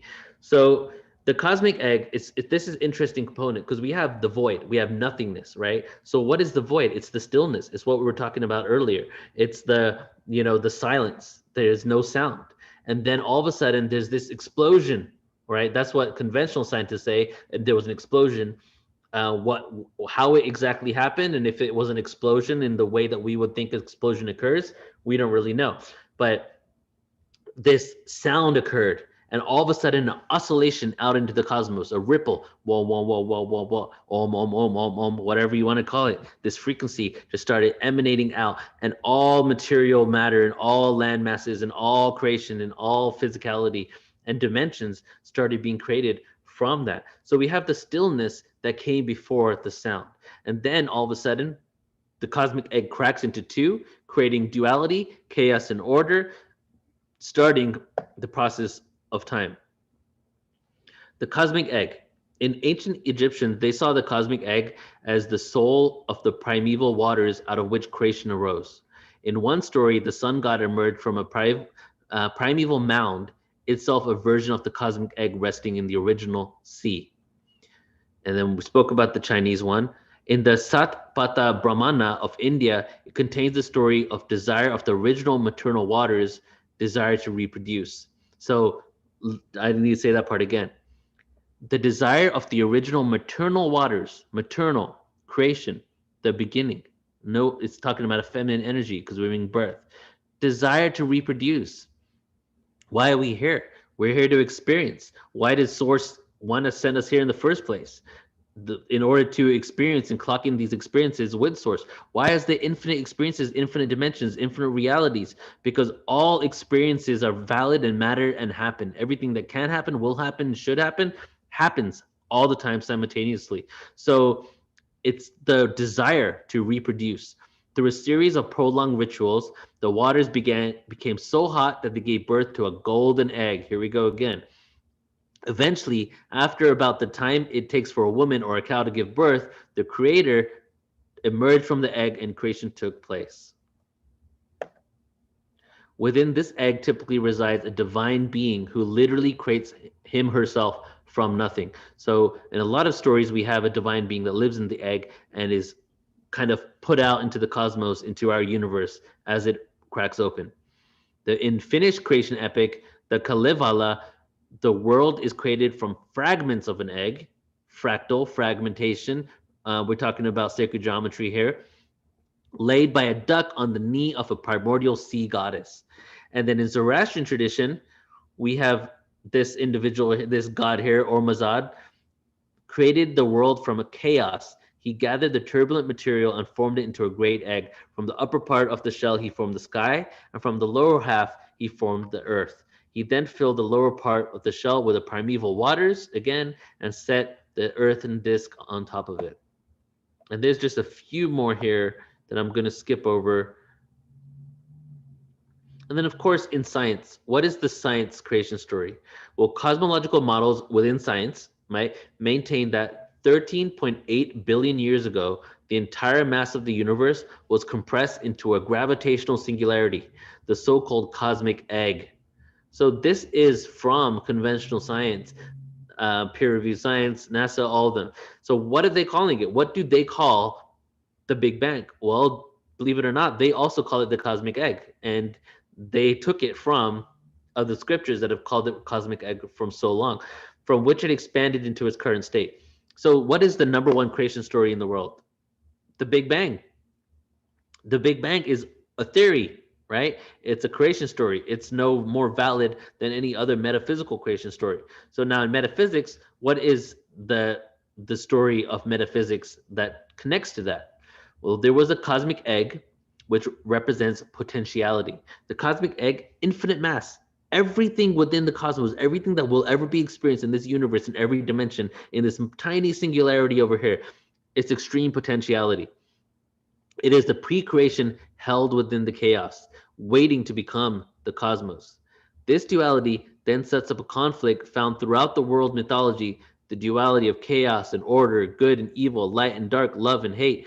All of that comes from the cracking of the cosmic egg, which brings us into sound and creation stories. When I start my sound presentations, I almost always start it with this quote, because everything that I just explained right there, this ties in everything that I just said in the last few slides that doesn't have to do with sound and frequency. This ties it all together. Because ultimately, how did everything get manifested? From an expression of vibration. So this tribe here, Laguna Pueblo, native indigenous tribe, native tribe in North America. This is their creation story here. And I'm going to say it slowly, and I might go over a couple parts over again because I really want you to take in what is being expressed. In the center of the universe, she sang. In the midst of the waters, she sang. In the midst of heaven, she sang. In the center, she sang. Her singing made all of the worlds of the spirits, the worlds of the people, the worlds of the creatures, the worlds of the gods. In this way, she separated the quarters. Singing, she separated. Upon the face of heaven, she placed her song. Upon the face of water, she placed her song. Thus, she placed her song. Thus, she placed her will. Thus, wove she her design. Thus, sang the spider. Thus, she thought. This right here says it all. In the center of the universe, and this is a metaphorical explanation of scientific occurrences that occur in our cosmos. This is how we were created, according to this tribe. In the center of the universe, she sang. The original Big Bang, the oscillation from a singularity into duality. Interestingly enough, what do we call the infinite mass? A singularity. What do we call the infinite mass that explodes and becomes everything? A duality, right? So in the center of the universe, she sang. In the midst of the waters, we're talking about the waters being the ocean, being space, she sang. In the midst of the heavens, she sang. In the center, she sang. Her singing, it made all of the worlds of spirits, people, creatures, gods. Wait a second. Her singing made the gods? So now we have something that is going to be addressed on the next slide a little bit more. How can the sound create God? Wasn't God here before sound? Right? Use your own explanation of what you think God is, but let's just say like the worlds of the gods, right? So how is that possible? In this way, she separated the quarters, right? Talking about heaven and earth splitting up. Singing, she separated. Upon the face of heaven, she placed her song. Upon the face of water. So everywhere you look at the heavens, you look at the water, you look at everywhere, you see her song. And then what do we get in the end? Now here's the smoking gun. Thus sang the spider. Wait a second. What are we talking about? What do spiders do? They create webs. What kind of shapes are these webs in? Fractal sacred geometrical shapes. What is this talking about? Let's just say that this divine feminine energy, mother creation, was in universe somewhere, expanded, started singing everywhere, everything started getting created. But what shape was that creation occurring in? A spider web fractaling out. Thus sang the spider. Thus she thought. That's where we all came from. One thought. What if could I be this? The polar opposite. And that's one of my poems too. So thus she sang, the spider, thus she thought. I love that creation story. And some more creation stories that speak about sound. The Australian Aborigines, they speak of the 3 sacred songs. The song past, sung by the primordial ancestor spirits who walked across their landscape, singing its landforms into existence. Doesn't this sound very familiar? Then we have, of course, the 6 days of creation. There's 6 aspects of Om. There's 6 solfeggio tones. There's 6 aspects of the all-seeing eye of Horus. So we have the number 6 too. And then this quote here that you might think you feel sounds familiar, but is actually from somewhere completely different than you might be thinking. In the beginning was Brahman, who was the Word, and the Word is Brahman. The Krishna Yajurveda. Well, what does that sound like? It sounds like John 1:1 in the Old Testament. In the beginning was the Word, and the Word was God. How can 2 religions be so different? One being like what one religion would call pagan and polytheistic, right? And then the other one being this monotheistic religion that says they have no connection to these Eastern religions, have the exact same line and quote, almost verbatim, in their text. And then the Indian text being a little older than the one that was found in the Old Testament. So the largest, besides the Big Bang, Big Bang theory, as I say, besides the Big Bang myth, right, and creation story, we have the other most well-known creation story from the Old Testament, John 1:1. And how does that go? It goes, in the beginning was the Word. Okay, I don't think we need to go any further. We just got told right there, in the beginning was the Word. Okay, so what's the answer to this question right here? What's the answer to how did the worlds of the gods get created from sound? Well, the Bible, John 1:1 tells you right here. Well, the reason why that is because in the beginning was the Word. That's all that existed. And the Word was with God. Whoa. So we're talking about 2 separate entities. The Word was with God, and the Word was God. Introducing the first ever paradox. The paradox that all other paradoxes came from. The Word was with God, and the Word was God. Those things can't technically be the same in the same sentence, but they are, because it is a paradox. He was with God in the beginning. So a lot of people have translated he to things like, Son of God, have translated he to God, but that doesn't make sense. How could God be with God? Who are we talking about here? We're talking about the Word. In the beginning was the Word, and the Word was with God, and the Word was God. He, the Word, was with God in the beginning. The Word was with God in the beginning. Through him, what's him? The Word. All things were made. Without him, who's him? The Word, sound. Through sound, all things were made. Without sound, nothing was made that has been made. In sound was life, and that life was the light of all mankind. In sound was life, and that life was the light of all mankind. This is like a scientific textbook right here. Sound existed and light came from it, right? And there's all these other studies that I don't have time to go into right now. One is Michael Tellinger that shows that sound can travel faster than light underwater in some situations. So it's like the light was an acceleration of sound. The light shines in the darkness, and the darkness does not overcome it. So now we go into light and the apparitions of light. Moving on here to the word Om, right? Om is a sacred sound and a spiritual symbol in Indian religion, right? In Hindu and other actual Buddhism as well. It signifies, and Jainism, even in Sikhism, they use it. So it stems from the Vedic text. It signifies the essence of the ultimate reality, the consciousness or Atman. Just like the word that was spoken in John 1:1, Om is a primordial sound, existing at or the beginning of time. The sound, the frequency of the creation / existence. So the word Om is a primordial sound that is said in the text. What does primordial mean? It means beginning at the beginning of time. So if you ever hear myself or anyone else say Om is the sound of the universe, that's where it comes from, is the text saying that it was an original sound, one of the first sounds. And what happened after the Big Bang Theory is, or the cosmic egg cracking, is the sound of the universe, Om. Which is also why Om relates to A, which is what relates to what people say is 432 hertz at A. And then when you're doing 432 hertz at A, people say that you're listening to the sound of the universe and the cosmos. And the reason why that is said is because Om is a primordial sound that, you know, is at the note A, and that this sound has been here since the beginning of creation. Therefore, a lot of people draw the comparison to saying 432 hertz is also the sound of the universe. That's just information there. I don't really have an opinion on if it is or not.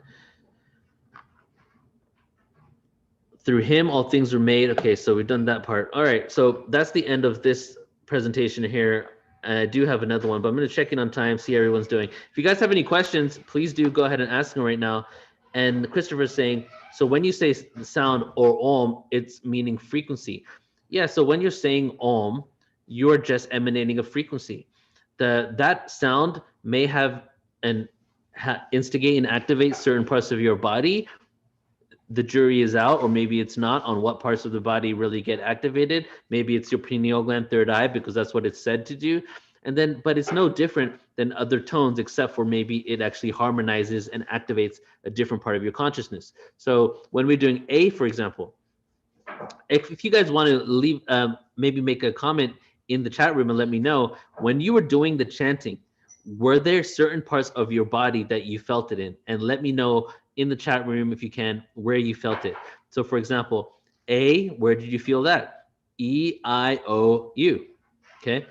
And I would say that, and I'll comment on where I feel it and the kind of where, you know, a lot of people say that they feel it. The word A, right? Is a very heart chakra sounding opening. And if you chant A, you'll feel a vibration in your chest. If you chant E, A-E, feel it, or a lot of buzzing up here in your crown, your pineal gland area. I is more of a full kind of body feeling. And then O is in the digestive system, in the gut. So I used to actually, at one point, I used to chant to my food, and I would chant O, 3 times. And the intention with that is I was embedding the frequency of digestion into my food so that when I eat it, it's easy to digest. You know, whether it works or not, it's really about intention and perspective. If you believe in it enough, it definitely has an effect. And then, of course, it's also a frequency. All frequencies affect us on some level. So it's definitely assisting us in that form. All right, so I'm going to take a look and see if our next speaker is on. Claire is on. We're going to bring you on, Claire, in about 20 minutes here. But I do want to show one other thing to everybody. Let's take a look at the YouTube here.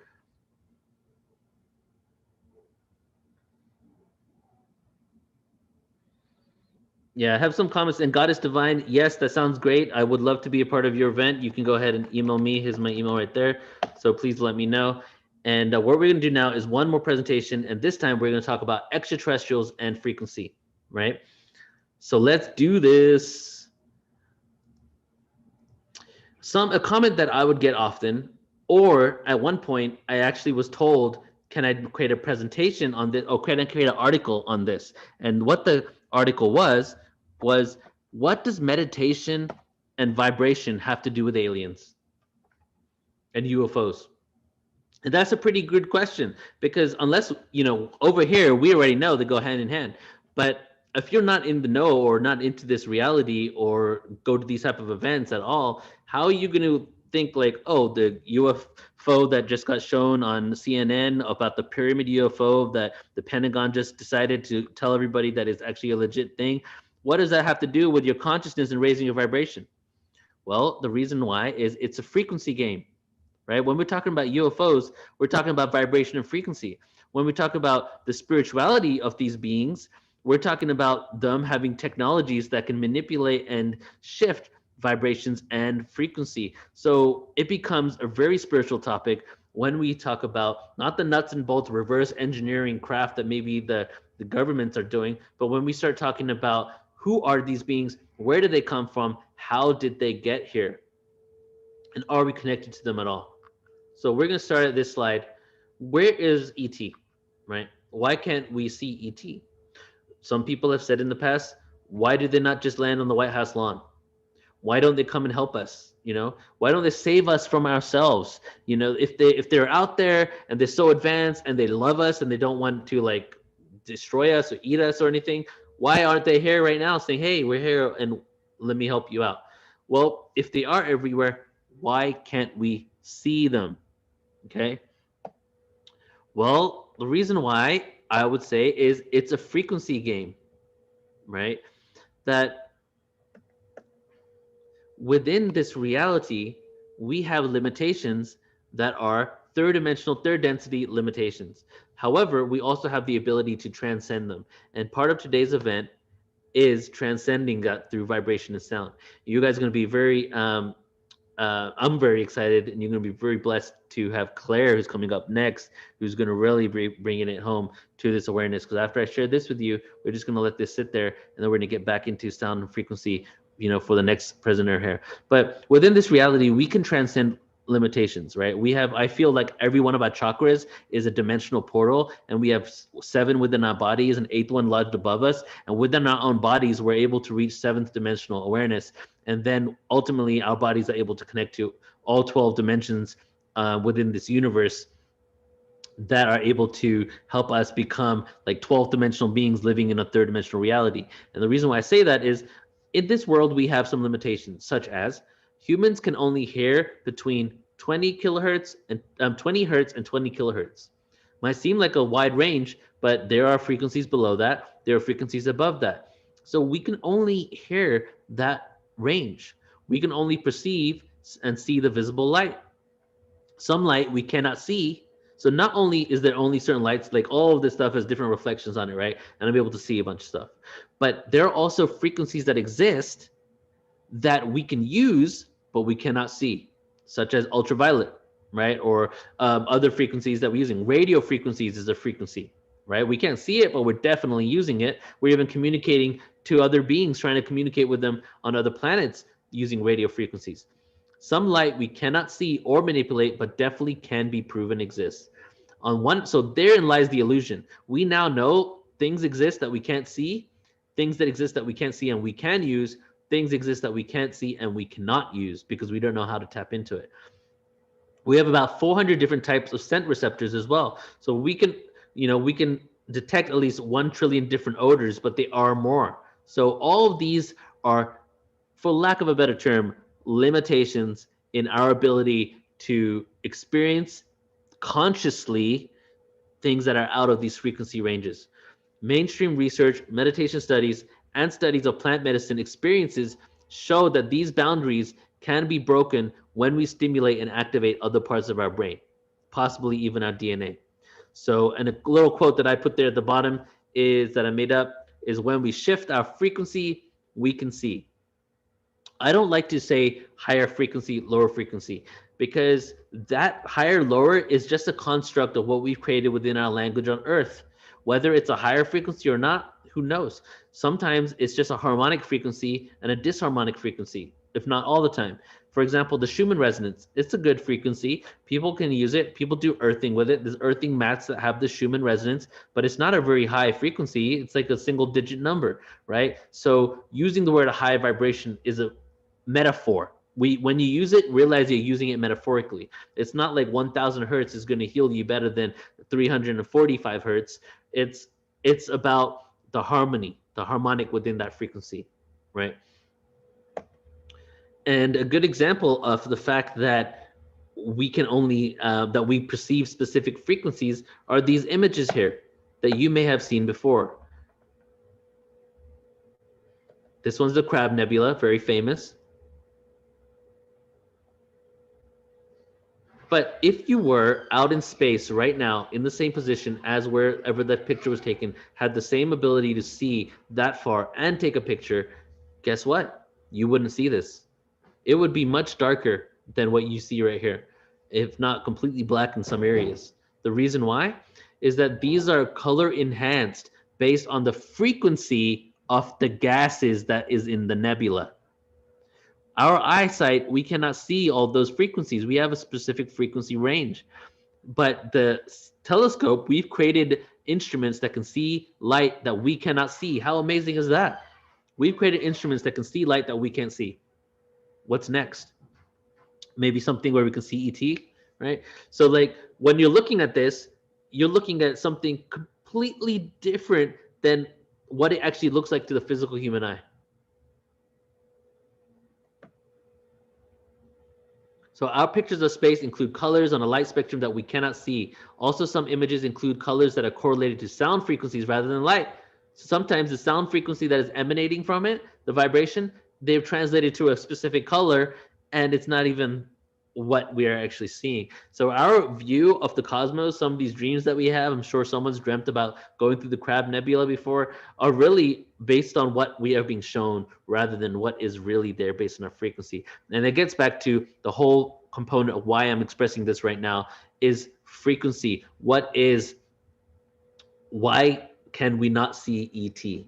Why can we not see ghosts all the time? Why do some people say that there's beings happening all around us all the time and spirit guides and all this stuff? Why can't we see them? It's frequency, it's vibration. So how can we get to a level where we can see? Shift our frequency. How do we do that? We do everything that can harmonize our vibration. Part of that is sound and vibrational events, right? Sound and vibration. Someone did mention earlier that one of the components of sound that they experienced today did not sit well with them, right? It's not always about feeling good. If you can be equanimous and as neutral as possible when experiencing sound and vibration, it's just going to help you out. Because the more we're attached to that feels good, this feels bad, the more we crave what feels good and want to move away from what feels bad, the more duality we're creating. But if you can sit, sometimes I sit with harmonic with tones that are good for me, but don't really make me feel great, and it still has an effect on me. So sometimes maybe it's just not your vibration. Maybe it doesn't match with you. Maybe you don't need it. Other times it could be bringing out things in you that you're not ready to see, right? And that vibration is bringing out some sort of chaotic energy that needs to be expressed. And then it's up to you whether you're going to go down with it or not. Okay. Now, just to move a little forward here and talk about advanced technology, pretty soon, and I recommend again going to portaltoascension.org, going to quantum physics presentation by myself, and look at the advanced technology coming out with sound and vibration, and see there. Because right now, because we're realizing that we can be intentional with music, intentional with sound, intentional with frequencies, we're getting to a point where soon we'll have enough information out there to not be unconscious about it anymore. And if you choose to do it, so be it. But we can get to a point where we don't have to be unconscious about it. We can create harmony in all types of frequencies. Right now, look, you just see me in this white wall. But guess what? There's probably at least a couple of thousand frequencies going through me right now. And I bet you most of them are disharmonic because the person who created that frequency did not think of harmony in mind, but just wanted to convey data within that frequency, right? So now we're going back to this age of remembrance. And as we remember, we will become more intentional with sound and vibration. So that's it on that presentation. I do want to show you the new website before we get into our next practitioner that is coming up pretty soon. Let's take a look at your comments here. Is there any sort of conjecture concerning whom they choose to show themselves to and why? Okay, we're talking about extraterrestrials. Yeah, I mean, there's a lot of speculation on it, right? I can tell you because I'm not channeling directly with them. But part of it could be that you had a soul contract to have this visitation.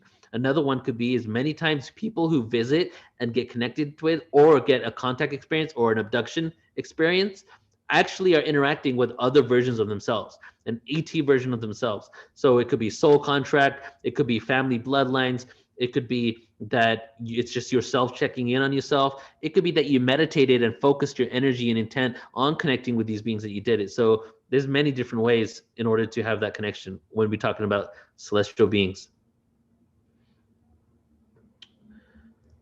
Okay, and Christopher says mirrors are creepy. All right, so here we go. I'm going to show you the new site, and I got a feeling that a lot of you here have been a part of Portal to Ascension. Actually, put the number 1 in the room if it's your first time attending a Portal to Ascension event. Let's kind of see how many people have not attended one before. But if you have been following Portal to Ascension, and if you've been following us closely, you'll know that I've been going through a lot of issues trying to launch our new website that is almost done, everybody. This is a new website that is not fully launched yet. My launch date was March of 2020. Where are we now? April 2021. How late am I? 13 months. So, and it wasn't like I was continuing. It was like 13 months ago, I should have launched, but everything went south. And it was part of the learning experience. I've grown a lot. I got stressed out a lot. So a lot of stuff happened over this, but I'm like so ecstatic and happy to finally almost release this to you guys. A new website in which we're going to have around 2,000 hours additional footage than we currently have available for free. I'm working with documentarians. I'm working with different platforms. And then, of course, our hundreds of events that we're doing and the thousands of hours that we have in the past that are all going to be here. I'm going to show you the Watch Now page in just a second. But I'm going to check the chat to make sure you guys are seeing this okay before I continue forward here.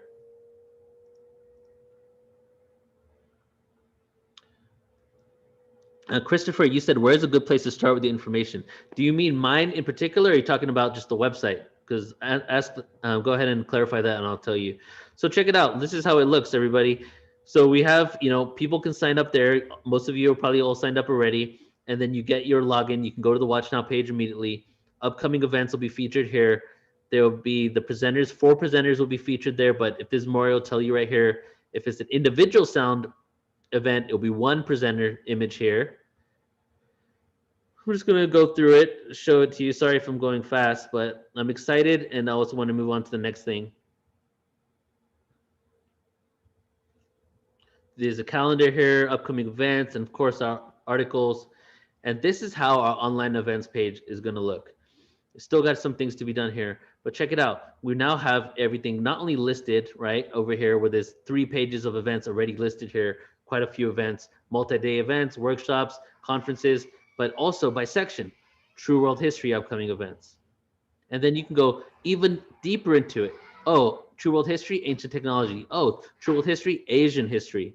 Oh, True World History, Galactic History. True World History, History of the Americas. UFOs and ETs. Let's go deeper. Conspiracies, experiences, UFO and advanced tech, UFO channeling, UFO disclosure, extraterrestrials. I will let you know now. UFO disclosure and UFO extraterrestrial are 2 different things. When we talk about UFO disclosure, we're talking about the disclosure.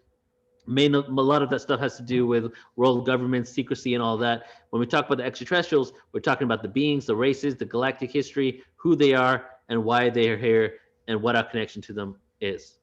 And then evolution of consciousness. Check all of these subcategories: ascension, channeling, conscious music, and then sound and vibration, which is where this conference is right here. Boom. This is where we are right now. Conscious science, that breaks down to, and then also health and wellness. And that's just the upcoming events. If you would go to the archive, you'll have the same setup, but you'll have it for hundreds of events that we've done, all of the events we've done. You want to get deeper into sound? For example, sound therapy and therapeutic voice. There's so much content on our website. Honestly, it took so long to do because of how much content we have, but I'm finally there. I'm in the final stretch. I feel like when this site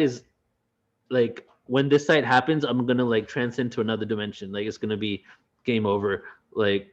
Because I've been working on this for so long. I cried so hardcore. I was in depression for 2 weeks because of all the issues I was having with this. And now I'm checking all my issues to the side and all the stresses I had to the side, and I'm just sending pure energy and pure love to this website that went through a lot of hardship and a lot of challenges to become what it is now. So I'm let's just send it all energy. And if you would like to do that with me right now too, send energy and blessings to this new creation where there is become a one-stop shop for consciousness. And just to show you some individual events that we have coming up that are on the site: Quantum Timeline Jumping Conference, Sunday, May 9th. the Pyramid Knowledge Conference. Epic pyramid knowledge event. I have been to pyramid knowledge events. I have researched pyramid knowledge events. The full spectrum awareness on this pyramid knowledge event is unprecedented. It's going to be so amazing. So that's an event. Unveiling Galactic Heritage and Unlimited Human Potential. 3 days online. Co-producing it with Laura and Eisenhower and Augie Nost. Oh yeah, and then we got this one, guys. The 4th annual Portal to Ascension Conference 2021. And actually, all of you right now are hearing this for the first time because I haven't had the website up yet, so I haven't been able to announce it officially. So I'm officially announcing it now. Check it out. This is a free event, May 20th to 23rd, 4 days. It's going to be around 10 hours a day. UFO disclosure panel, ascension panel, ancient history and archaeological discovery panel, and check out the 60 presenters that we have. Claire, who's going to be going next, and Ben Carroll, also who went earlier today, are going to be there as well. Billy Carson's going to be there, part of the Ascension panel, and it's a free event. We're going to be doing this event 2 times a year from now on, May and October. May and October. May of this year, online. October of this year, online. May of next year, online. October of next year, in person. We're going back to in persons. October 2022. 2022, it will be a 3rd live in-person version of this event, but it will be like our 7th one since we're doing a few online too. So, please do join it. It'll be launched within a couple of days. You can go to the website and check it out. And then lastly, we have about 5 minutes, so we're going to have Claire join us in a few. This is how the Watch Now page is going to be, right? So you can see there's a featured event right there. There's a continue watching section, right? You can even go this way, continue watching my events, my list, recommended for you. Continue watching where you left off. There's a my list section where you can add things to your list. There's a recently added section, true world history, all the different categories. And you can click on one of them and see a bunch of stuff within that. And again, it's not fully done yet, so I'm kind of giving you a sneak preview before it's completely finished. But you can see here a lot of little different documentaries, and the site's just going to grow. So please do go ahead and check it out. And I really ask every single one of you that if you could, once it's up, whoever feels compelled to, please provide feedback. Because the reason why our site is what it is now is because of people like you that have given us feedback in what we can create so we can make it bigger and better. And the reason why I've actually been doing a lot of sound healing events this year is because I am actually trying to create events for the sound healing area on here. So just like you see this right here, there's going to be another page under sound healing that's just going to be videos of sound healing right here. And you can come back and add to your list, watch it later. And guess what? 3,000 hours are free. 3,000 hours. You don't sign up for an upcoming event, go to it. It goes to your archives, but there's going to be so much information and content. All the sound healing and meditations will be free. So it's a streaming service, but it's also got a lot of stuff that's being added every single month. And I'm going to leave it at that. Last thing is, if you want to attend a sound course, I'm going to go ahead and put that in the chat room one more time right now. But great to see some of you here at this event. And honestly, this sound course is going to be the best course that we've ever created, because getting feedback from every one of you guys is how we make the events better. And because I've been getting so much more feedback, I really feel that we're getting a good understanding of what people want and what people really are resonating with at this moment, pun intended, the frequency of resonation. So hope to see some of you there. Sound course is going to start on April 27th. Okay. All right. So now, guys, back to the presenters for today. We're going to bring on Clare Hedin in a bit. And Claire, I'm sorry. I think you told me how to say your last name before, but I think I might be getting it wrong. It might be Hedin or Hedin. So when you come on, you can let us know.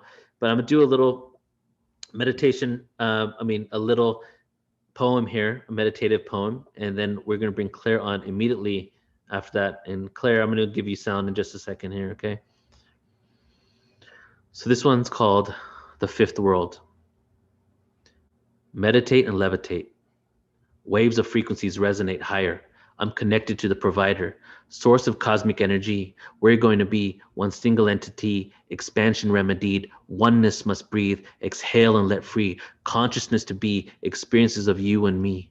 souls of interdimensional beings to feel, hear, and see this third dimensional planetary existence. All time can be found in one instance, in this realm of linearity, atoms in anarchy, quantum polarity, the epitome of creation, facing our egos, acquiring patience, waiting to let go of our nations and join the federation of souls that will take us to the fifth world.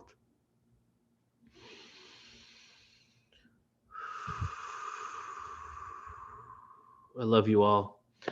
We're all going to be doing this and creating this new world together, you know? So just coming together as one and being part of this vibration together is extremely important for us to continue to do as we move forward. So let's go ahead and bring Claire on. Are you with us, Claire? I am. I'm looking Hey. up because my laptop screen is a bit messed up. So I've got a bigger screen behind and I'm looking up there so I can actually see you properly. Oh, nice. Oh, your screen looks perfectly fine.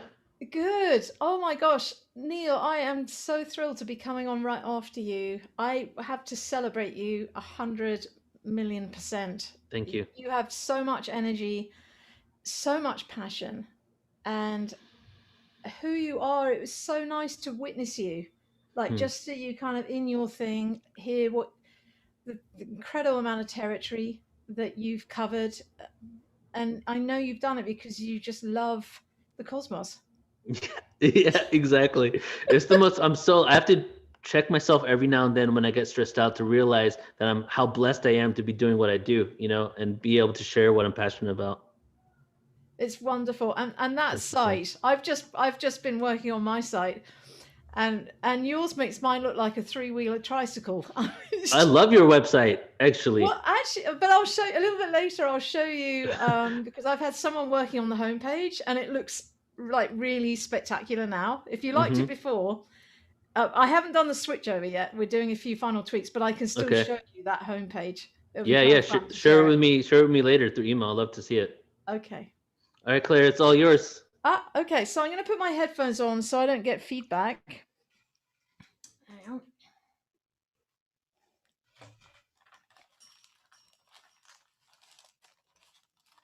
Which way? This way. Okay. Can you hear me? Okay. I'm gonna assume that's a yes. Yes. All right. Hi everybody. Thank you for being. Actually, let's start there. Thank you for being. I can feel your energy. It is profoundly beautiful. It's just spectacular. So thank you for that too. And we're going to travel a little bit. I don't know where you're going to go. I actually don't know where I'm going to go. But in the traveling, notice what you notice. Enjoy the view. Enjoy the experience. And like Neil said, if you hear something that a part of your mind thinks it wants to turn away from, turn toward it. You don't have to go nearer, but just turn toward it and see what it might have for you specifically. Namaste.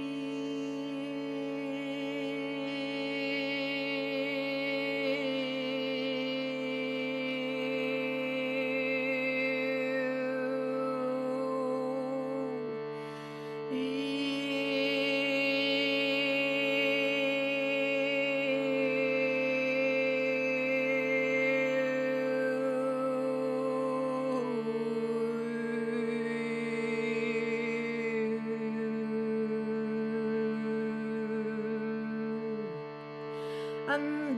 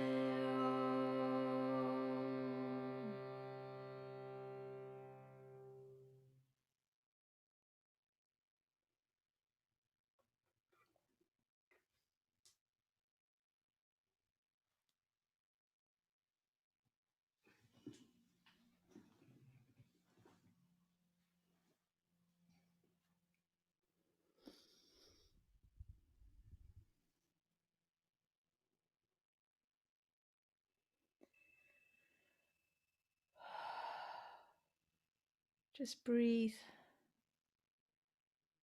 Just breathe.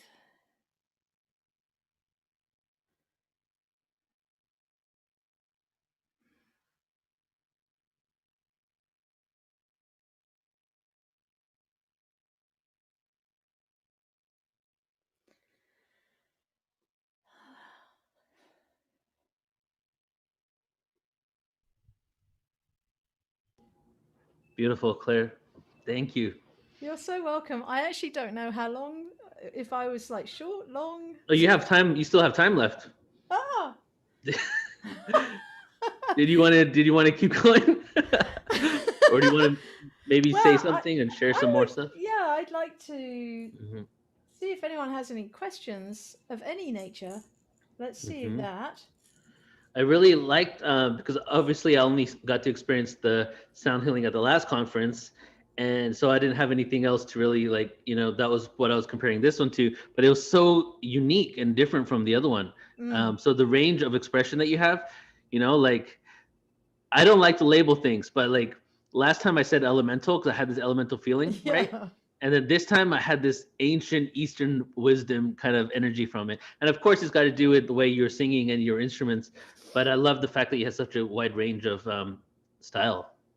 Thank you. Well, Hmm. it's the influence of the environment. So Hmm. all that you were talking about kind of came into my field, and I Hmm. could feel the kind of the vastness of the cosmos. That's beautiful.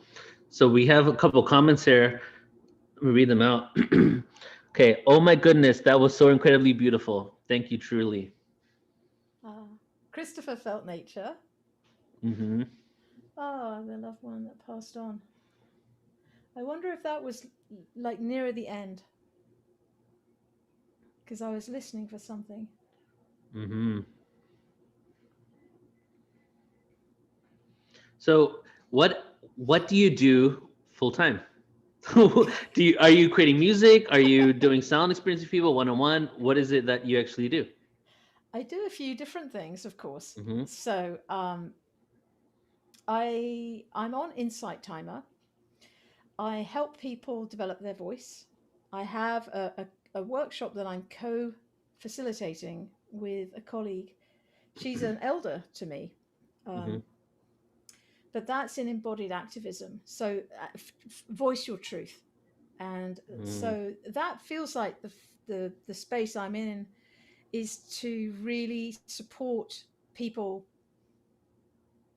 just being bold, beautiful, claiming their space. I consider this a sovereign space for Hmm. each of us, and it's important to me that people have support in either reclaiming that space or just sharing that space that they are.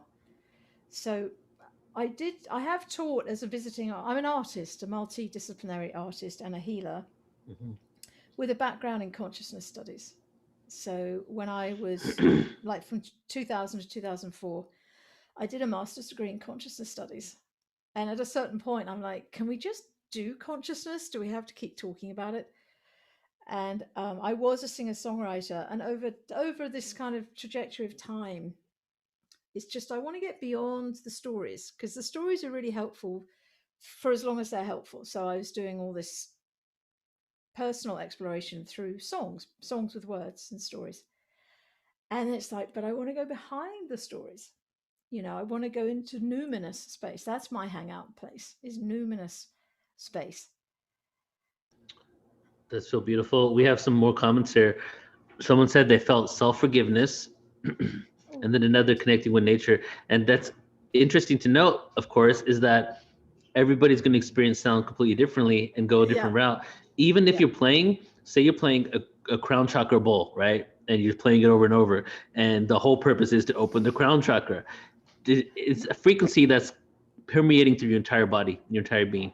It can affect you in multiple levels, not just help with that area specifically if you wanted to, but it depends. And then also if you're like doing a third eye bowl, for example, the inner sight that you might need for yourself is completely different than what somebody else would need. So it's so beautiful that just the same frequency can affect us in countless ways. exactly right. And someone asked about being in touch or following me. If you look at my name under my window, Clare Hedin, and you can just go to clarehedin.com and you can communicate with me through that.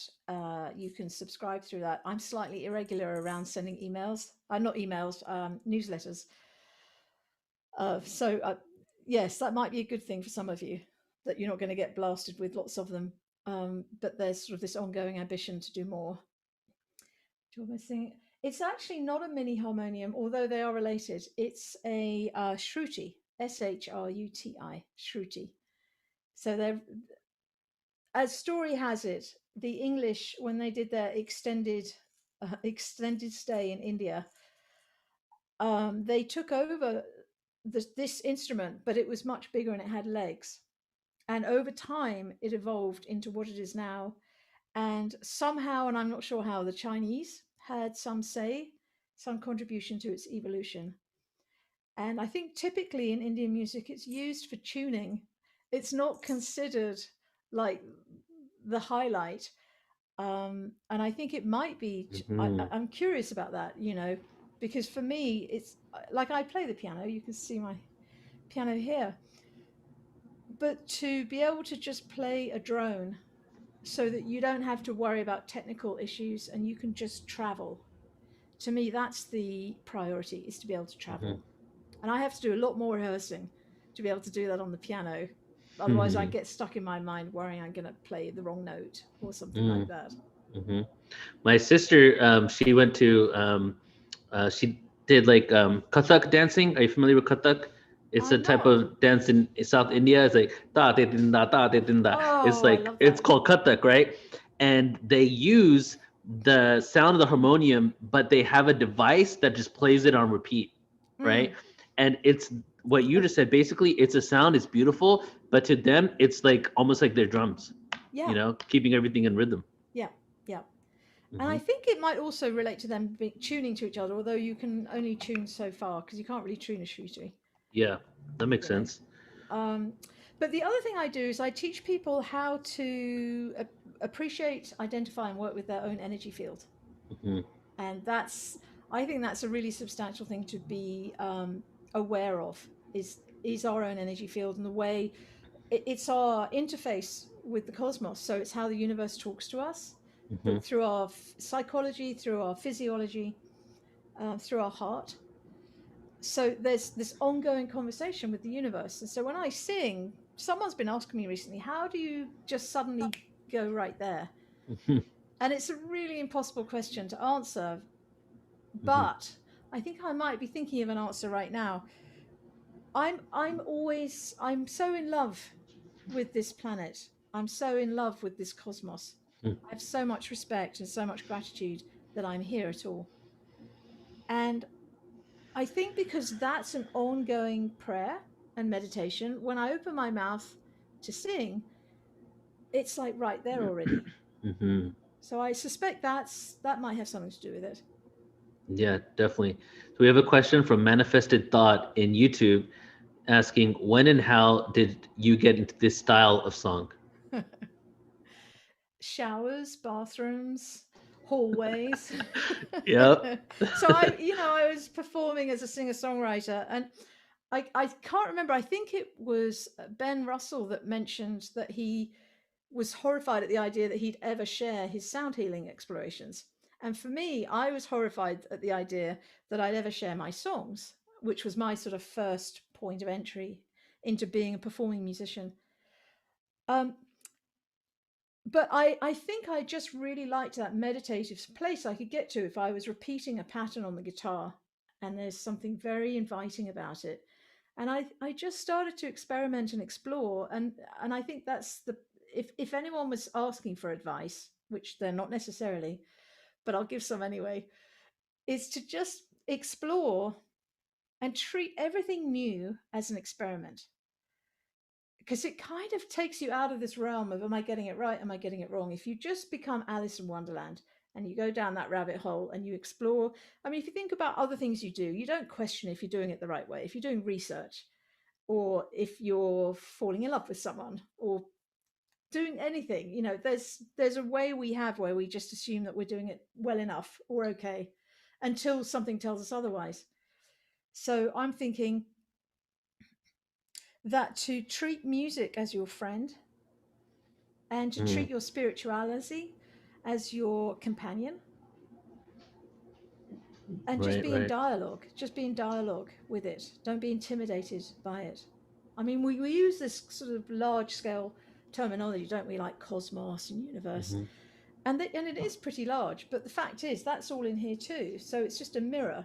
There's the inner cosmos, the inner universe, multiverse, and then there's the outer, and they're reflections of each other. And our awareness of that, I think, helps us attune. Yeah, and the more we harmonize ourselves, the more the reflection is harmonized too. Yeah. Right?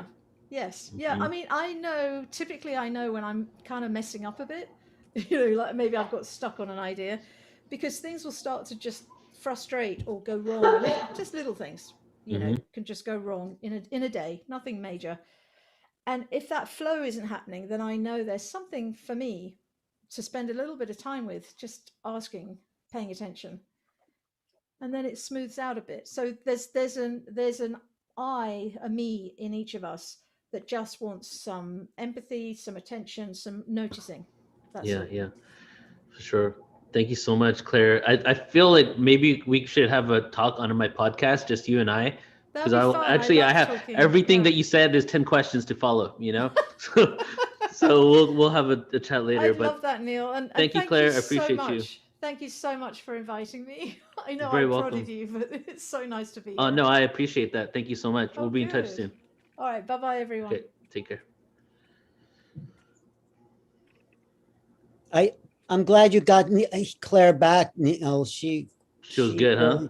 She's really unique, I think, and Yeah. really, you could see that's her Unique and world. sincere. Yes, Yeah, exactly. But it's like she is so into it. She's so much in that vibration. Sort of like our next guest, Stephen Halpern. Stephen Halpern, in a way, sort of originated what they called back in the 80s New Age music. Now, of course, the New Age became old age really quick. And there's my best New Age friend. You're looking like Ted Cruz, I think, or somebody like that. Not me. No, not you, Mr. Phil Gruber, ladies and gentlemen, from all the way from the other side of the world. So, what are we doing today, Phil? What's happening? I'm glad you have a shirt on. Okay. Like, you're muted. You're muted. So I didn't get that comeback. Me and Phil have a running. Phil was my roommate for. If you don't stop this, I'm going to take my futon back. No, it was my futon, Phil. My futon. No, you took it when you got married to that woman. You took it out of my apartment. You left me without a living room there. No, but then I brought it back. You brought it back? We brought it back where it belongs. Well, I'm still up 6 flights of stairs if you want to come home. No, my knees can't take it anymore. Okay. I'm sorry. Can your niece take it? But okay. So what are we doing here today? We're having a conversation, and I wanted to bring two old friends together. Well, obviously there's three old friends here, but definitely Phil and Stephen, know of each other. So I felt that, it would be cool just for us to hang out and talk a bit. And then maybe in the end, Phil could close out. Do you have your harp with you by any chance, Phil? Yes, I do. All right. It doesn't go anywhere without the harp. It's like a parasitic twin. I carry it with me all the time. But, the mustache is actually working for you, Phil. It really is. It gives my improv team is having a Wild West theme show in a couple of weeks here in Singapore. The good, the bad, and the Singaporean. That's the truth. The good, the bad, and the Singaporean? Yes, which one are you? I'm the good. Okay, you are the good. The good. And Steve Halpern, all the way from Northern California, right, Steve? Stephen, yes. Stephen. There's a heavy metal guy who goes by Steve, so that's why I just need the end. Differentiate. Very different. And what do you want to go into? Well, you and Phil, I'm doing just step out, but you and Phil, I just wanted to introduce people to our dynamics, Phil. And I'm actually seeing the Hertox soon, Stephen. Right. I see May 2nd on that event. May 2nd, they're hosting the book event, Making Contact in Sedona. I just want to say, if anyone is in the Sedona area, I'll show that one more time. You are invited to this full day, 2 to 6, May 2nd, at the Unity Church in Sedona. Peter Sterling, who was a guest here, is going to be a Bridget Nielsen, Star Seed, Transmission, Harmonic Convergence, Mark Sim, JJ, and Desiree. You have anyone who knows anything about vibration probably is tuned into the Keys of Enoch. And Travis Walton, probably the most well-known contactee in history. And this is the book, Making Contact, and that's me. And it's going to be a great event for the community of Sedona. And also, I'm doing something with Neil, a kind of panel discussion on April 29th. But I don't want to take up, I'll put something in the chat about that. This is really your time, you guys. You're the final stop here, right? Yes. Last call. So I wanted to bring Stephen on because we've actually brought Stephen on every sound event we've done for the last 6 months, right? Which has been awesome. And Stephen's also an individual that just jumps on it every time and says yes, and really appreciate that. And as you said, he's like really been a pioneer in this awareness, right? So I wanted Stephen, maybe you could start us off and just, you know, kind of freestyle with it, whatever you feel like sharing, but specifically about, you know, vibration and frequency and its importance and whatever tools that you may have within that. And then Phil, you know, we can just, we can kind of riff off whatever Stephen starts out with. Okay. All right. Well, great. Well, hello, everybody, and namaste.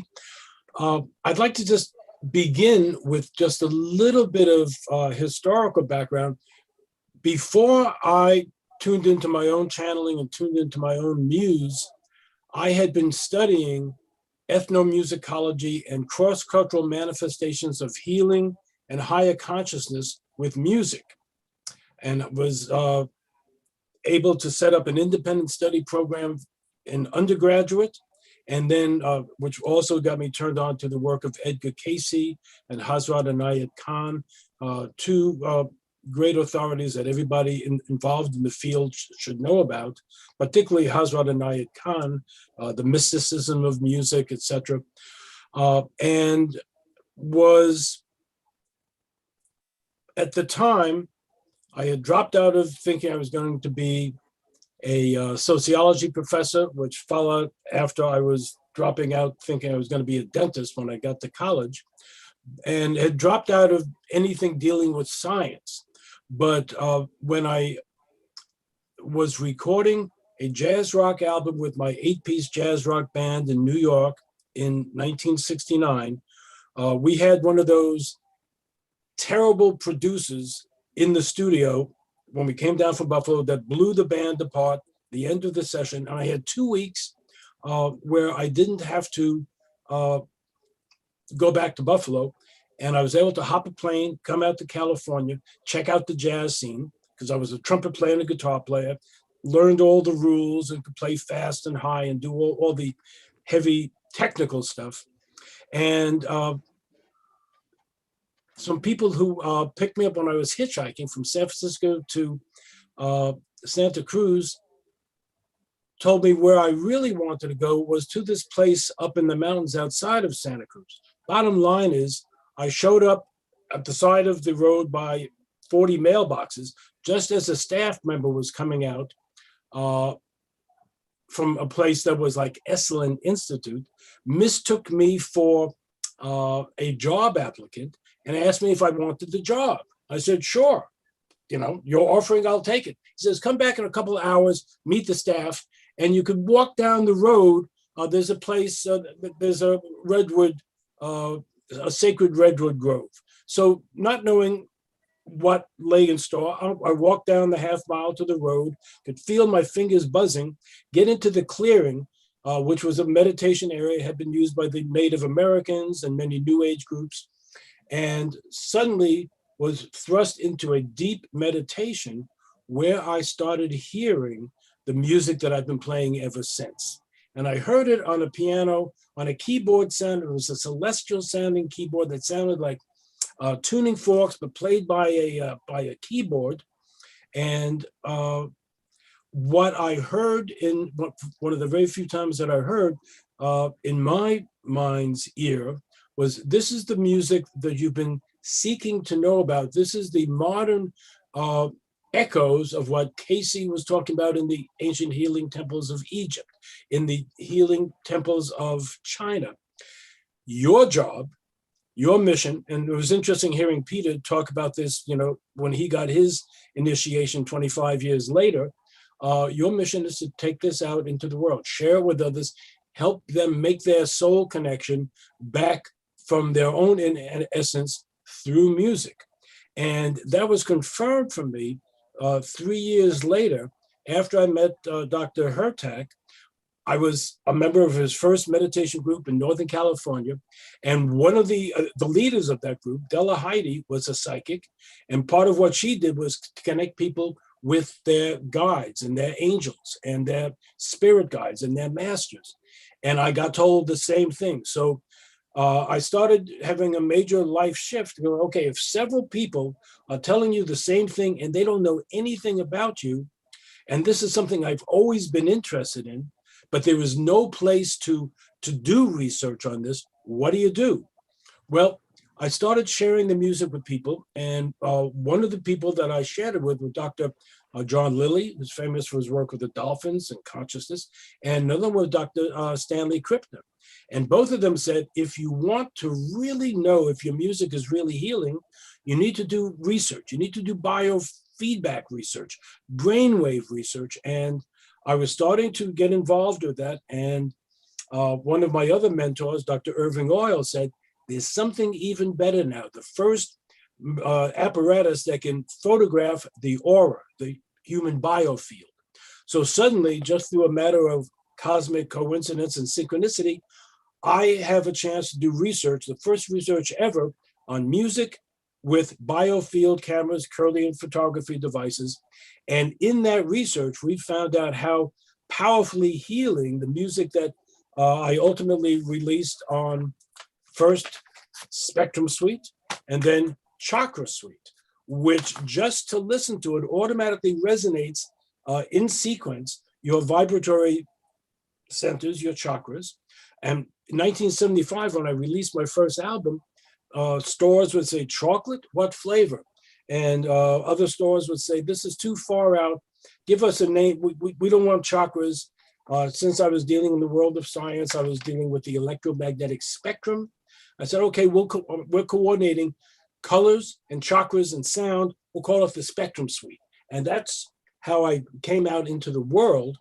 And things kind of took off from there when no one else was playing music like this, recording it, or certainly marketing it, which was the other part of the mission, which I resisted. And Neil, what you're doing with your website, like Claire was saying, I have a small website and I just know how much work has gone into yours.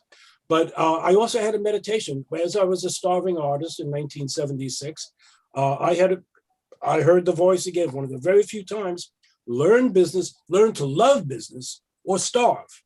Given that alternative and that choice, I say, well, I guess I'm going to learn business, because I was a musician and it was like the 60s and the 70s. Don't talk to me about business. I'm an artist. And then it turned out that you need to have both your left brain and your right brain. And that's been part of my work ever since. What was the job that you were waiting for when the whole thing happened? Did you ever get that job? Well, I did. What happened was I come back and there's several back roads, and the retreat center, which was like Esalen, the Human Potential Center, but it was a sister organization, smaller than Esalen, not on the coast, but in the forest outside of Santa Cruz. And it was a staff position. They said, we need somebody who could cook and clean, and on your time off, you could play the piano. Because what happened is I walked back for the meeting to meet the staff to audition, and I went into the wrong building because it was on the side of a hill, wrong in quotes, and there was a piano there. Didn't see any people. So I sat down, went into trance and started playing. And about 10 minutes later, I hear some noise and rustling. I look around and the staff is all doing yoga, sitting in meditation. And suddenly somebody coughs and says, who is this guy? And the guy that I met says, oh, he's the guy that's applying for the job. And someone else says, hire him. But they said, we don't need somebody just to play music. Can you cook? Can you clean? Well, cleaning, I'm the worst, but when you get offered a job, you say, sure. Have you ever cooked for 30 people? No, of course not. But you get asked, and that's the job? Sure. And I knew how to cook a couple meals from my macrobiotic training, made that for the 30 people that came in that night for the weekend, got the job, and I was there for a couple months, met so many of the leaders of the human potential movement, and got to interact with many of those leaders that then really put me in a place to be a bridge between the metaphysical world, the spiritual world, the music world, and the science world. And a couple of years later, I wound up being the music director of the first Science and Consciousness and Medicine Conference. And that started everything because I started getting invitations to come to this conference, to that conference. And then when the New Age Expos, the Whole Life Expo, the New Life Expo, the New Living Expo started coming, I was always invited because no one else was talking about music. Some people would play some music, but I was the only one that was talking and playing and bringing in the science so that when I would talk to the radio or TV stations or the print media, I could give them something that they could relate to rather than, oh, I heard this music in meditation. And they would say, thank you very much. Come back when you have something real to tell us. So that was the 70s. And that's what I've been doing ever since. I would just want to say one other thing about dissonance in music. And Neil, you mentioned that. Sometimes that's useful to break up ossified thought forms in the body. And sometimes it just puts you on a bummer. And there's no way for someone outside of you to know what's going to work for you other than you. So you need to pay attention to what works. And if it doesn't work, as I would do even with my parents back in high school in the car, if some music came on that I hated, I would make them change the channel. I've done that at friends' homes, and I've been told to leave because the music was so painful to me. I knew what it was doing to my aura. And it said, if friends want to, destroy your aura and really put you into stress, then do you really want friends like that? And usually they'd say, sure, we'll change the channel. Do you have any recommendations? I say, sure. Well, I always carry one of my CDs with me. And, we all got along with that way. I've done the same thing in restaurants over the years. So I've continued doing research, and mostly my process when I go in the studio, I tune in, I align, attune, and listen. And that was one of the things I learned in Dr. Hertak's meditation group. But my assistants, I don't see the beings, but I can feel them. And my fingers, in fact, very often, right in that first couple of months, I was in a used record store, and I walked by the classical section where I had never ventured because all my albums were jazz and jazz rock and rock. My hand shot up into a box of 100 albums, picked out one that was by Rosemary Brown, The Musical Seance, which was produced by the BBC. And she was channeling from some of the great master composers like Liszt and Chopin and Beethoven. And they describe, and she describes how they would move her fingers. And I'm going, that's what happens to me. This was part of my own development, learning how I'm being worked with. And then over the years, I'd go into the studio, I'd get into a quiet space, I would pay the engineer for an extra half hour or an hour of time, send them away and meditate, get into my state. When we start the session, I would go right into the zone and start playing and didn't make a lot of mistakes. Over the years, and before I turn it back over to Phil, what I started doing just about 10 years ago, I had been one of the pioneers of working with brainwave entrainment tones. And on some of my early albums, I included that on my demonstration when I was on 48 Hours with the TV show back when it was good in the 90s. I demonstrated how I could take the same piece of music and make somebody relaxed, make somebody deeply meditative, or put them to sleep. They were so impressed, and we're going to show this to mainstream America, and that never made it to another producer came in, the editor chopped that out, so that never got out there. But when we did that, it was a matter of adding the entrainment tones after the music was done. What I started doing, finally thought of this, I don't know why it took me so long, but I started playing the entrainment tones masked in a background, a bed of music, so that as soon as I start recording, I'm listening with headphones, I am in a deep alpha state. Or when I'm working with theta, I am in a theta state.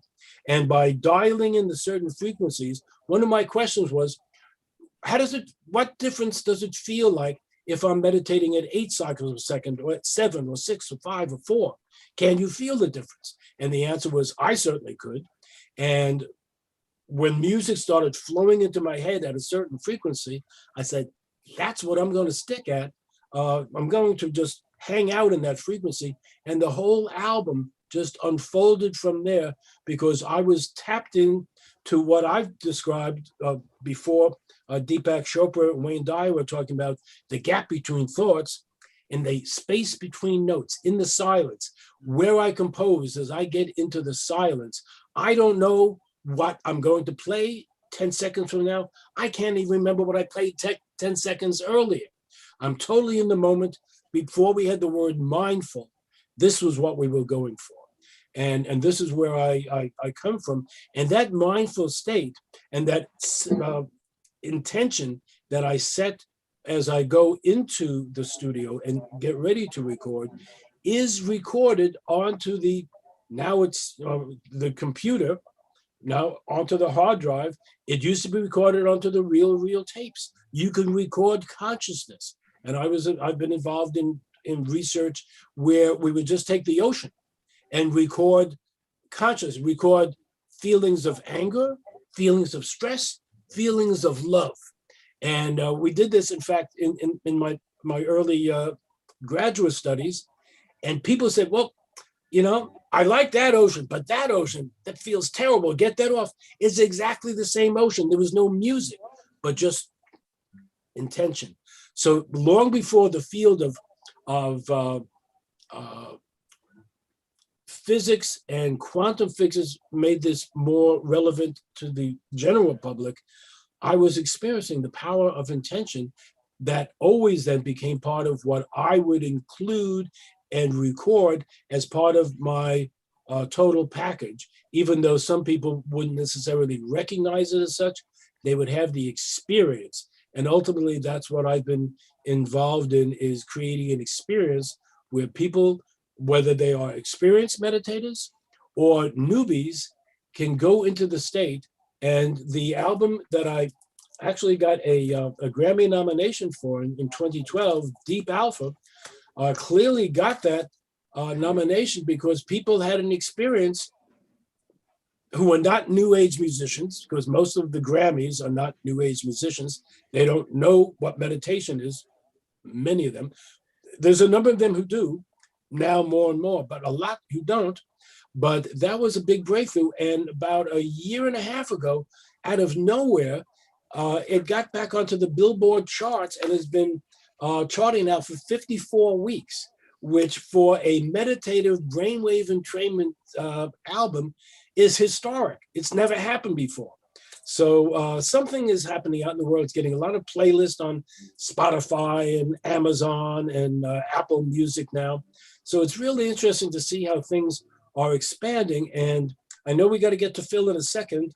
So on my website, I have a link where you could, where I go also further into the theoretical basis of building on the work of Rupert Sheldrake, how there's a morphic resonance through sound that is healing of the planet, which also goes back to some of the very first things that psychics told me that I didn't believe. There was no way to even conceive of how could people all over the world be hearing a piece of my music at the same time. 45 years later, there's Spotify, there's Pandora, there's all these other things that, you know, were not even dreamed about. And when hundreds of thousands of people hear the same piece of music at the same time, all our brains shift into the same high coherence, balanced brainwave state, and that empowers it even more for all of us. One of my mentors was Itzhak Bentov, so we understand how this creates a standing wave of healing sound, and that's been part of my work to put that out in the world. I've written a couple books, one of which is called Sound Health, put out by Halpern. It's been picked apart by many other people. You can find many of my chapters in other people's chapters, uncredited, but you know, it's getting the information out there. And I think I'll wait a moment and wait for someone else to ask a question or turn it back over to Phil. So, by the way, to find out more, my website is stephenhalpernmusic.com. That's STEVEN HALPERN music. YouTube, Stephen Halpern Music, and that's where you can find a lot of my papers and certainly long samples of all the music to find out what works for you and to take it deeper from there. Beautiful. Phil, I know you have something to say. Well, how do I follow that up? Well, I know Alan Steinfeld personally. You know, and I won a spelling bee in the 6th grade. I mean, geez, Stephen, it's great to see you again. I think the last time was at a Whole Life Expo. Yes, probably briefly. 2006. Did a little healing on your arm, if I remember. How is that? How is your arm these days? Arm is doing better. Thank you. Good. Good. I may need a testimonial one of these days. I totally resonate with God, I hate that. That sounds so corny. I totally resonate with what Stephen says, but you know, it was after my car. I grew up next door to a yeshiva. You know, yes. a rabbinical where they train rabbis, and these were not just normal garden variety Orthodox Jewish rabbinical students. These were Kabbalistic magicians. Oh, wow. From my basement, I used to watch, well, they used to bring me in once in a while.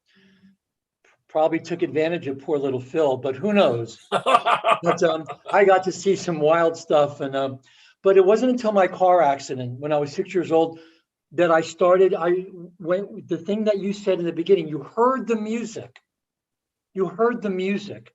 The yeshiva was in Newark, New Jersey, Miss Krauthammer.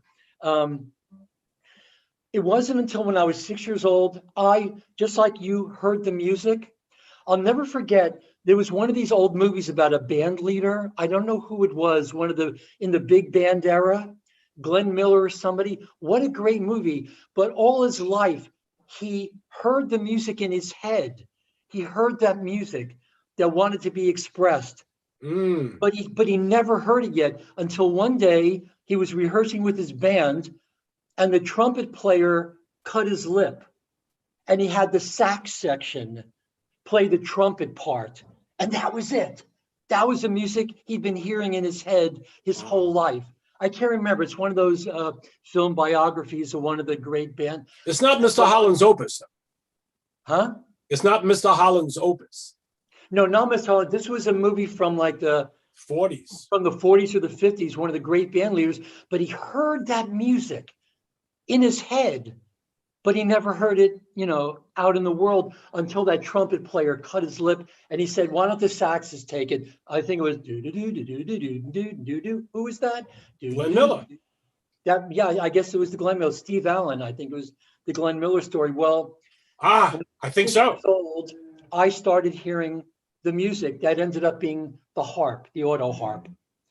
And I finally found it in New York City, right down the street from Alan Steinfeld, who I know personally, at the Caravan of Dreams restaurant. Yes. Right? Where I first met Laraji. Yep. And Laraji was playing the open-tuned, pentatonic scaled auto harp. And this was the music I'd been hearing my whole life. And Laraji became my mentor. Laraji bought me my first harp. And I was just so grateful. Oh, I know what I want to start with. Come on, people now, smile on your brother, everybody get together, try to love one another right now. Let me put that down, sorry. No, I'm not sorry, but I had just this sense of gratitude. And I came to know later on in studying the original law of attraction teachings, well, as we know, there's nothing new under the sun. What you find in The Secret, you could find in the teachings of Lao Tzu, Confucius, all the Buddhists, Christ, Marcus Aurelius, you know, these teachings are just eternal. And I wonder why more people aren't familiar with Wallace Wattles, people like Wallace Wattles, William Walker Atkinson, who wrote, I think the first edition was in 1906, Thought Vibration or the Law of Attraction in the Thought World. Well, I don't know if you can see it now. I have a bookcase with a very big collection of the original Law of Attraction books. First edition, many that go back 150 years. And Wallace Wattles was not the only one that talked about gratitude. That it's not just saying being thankful, Gratitude is a magnetic force which unites your brain and your solar plexus. Good point. Bring Yes. them together in your heart space. And that's where that warmth is felt. That's where that gratitude is felt. Such an important understanding, the real meaning of gratitude, to bring those two together in the Master Key. Charles Haanel came out in book form in 1919. In lesson 1, he talks about the great secret of life is the coordination of two centers. And he's talking about the brain and the solar plexus coming together through the act of gratitude, to choose to express gratitude, to choose to express forgiveness. You know, we take these things, they exist in the unformed substance, in the void, and we have that great gift of thoughts, the great gift that we can bring things out from the void, out from the blackness, what I believe the Black Madonnas represent, that prima materia, right? The first stage of matter. And we bring it out into a manifest state. And we've given, with every thought, we've given life to something. And having given life to that aspect of God or grace, it's got a purpose now. Just like a positive or negative thought. You got a negative thought, folks out there? That negative thought is going to want to express itself in your life in the fullest. It's going to want to be the highest, the greatest, most fullest manifestation of that thought, whatever it is, positive or negative. It's like the genie. The genie doesn't judge the thought. The genie is compelled to fulfill it. The genie may be thinking, oy vey, no, not that. But the genie has no choice. And every thought, again, Master Key Lesson 1, every thought is compelled by its very nature to objectify itself, to externalize itself. So we really got to be more responsible about our thoughts, you know? But that heart music, when I found Laraji, this was the great thing. This was such a gift for me. And every single day, I am so grateful.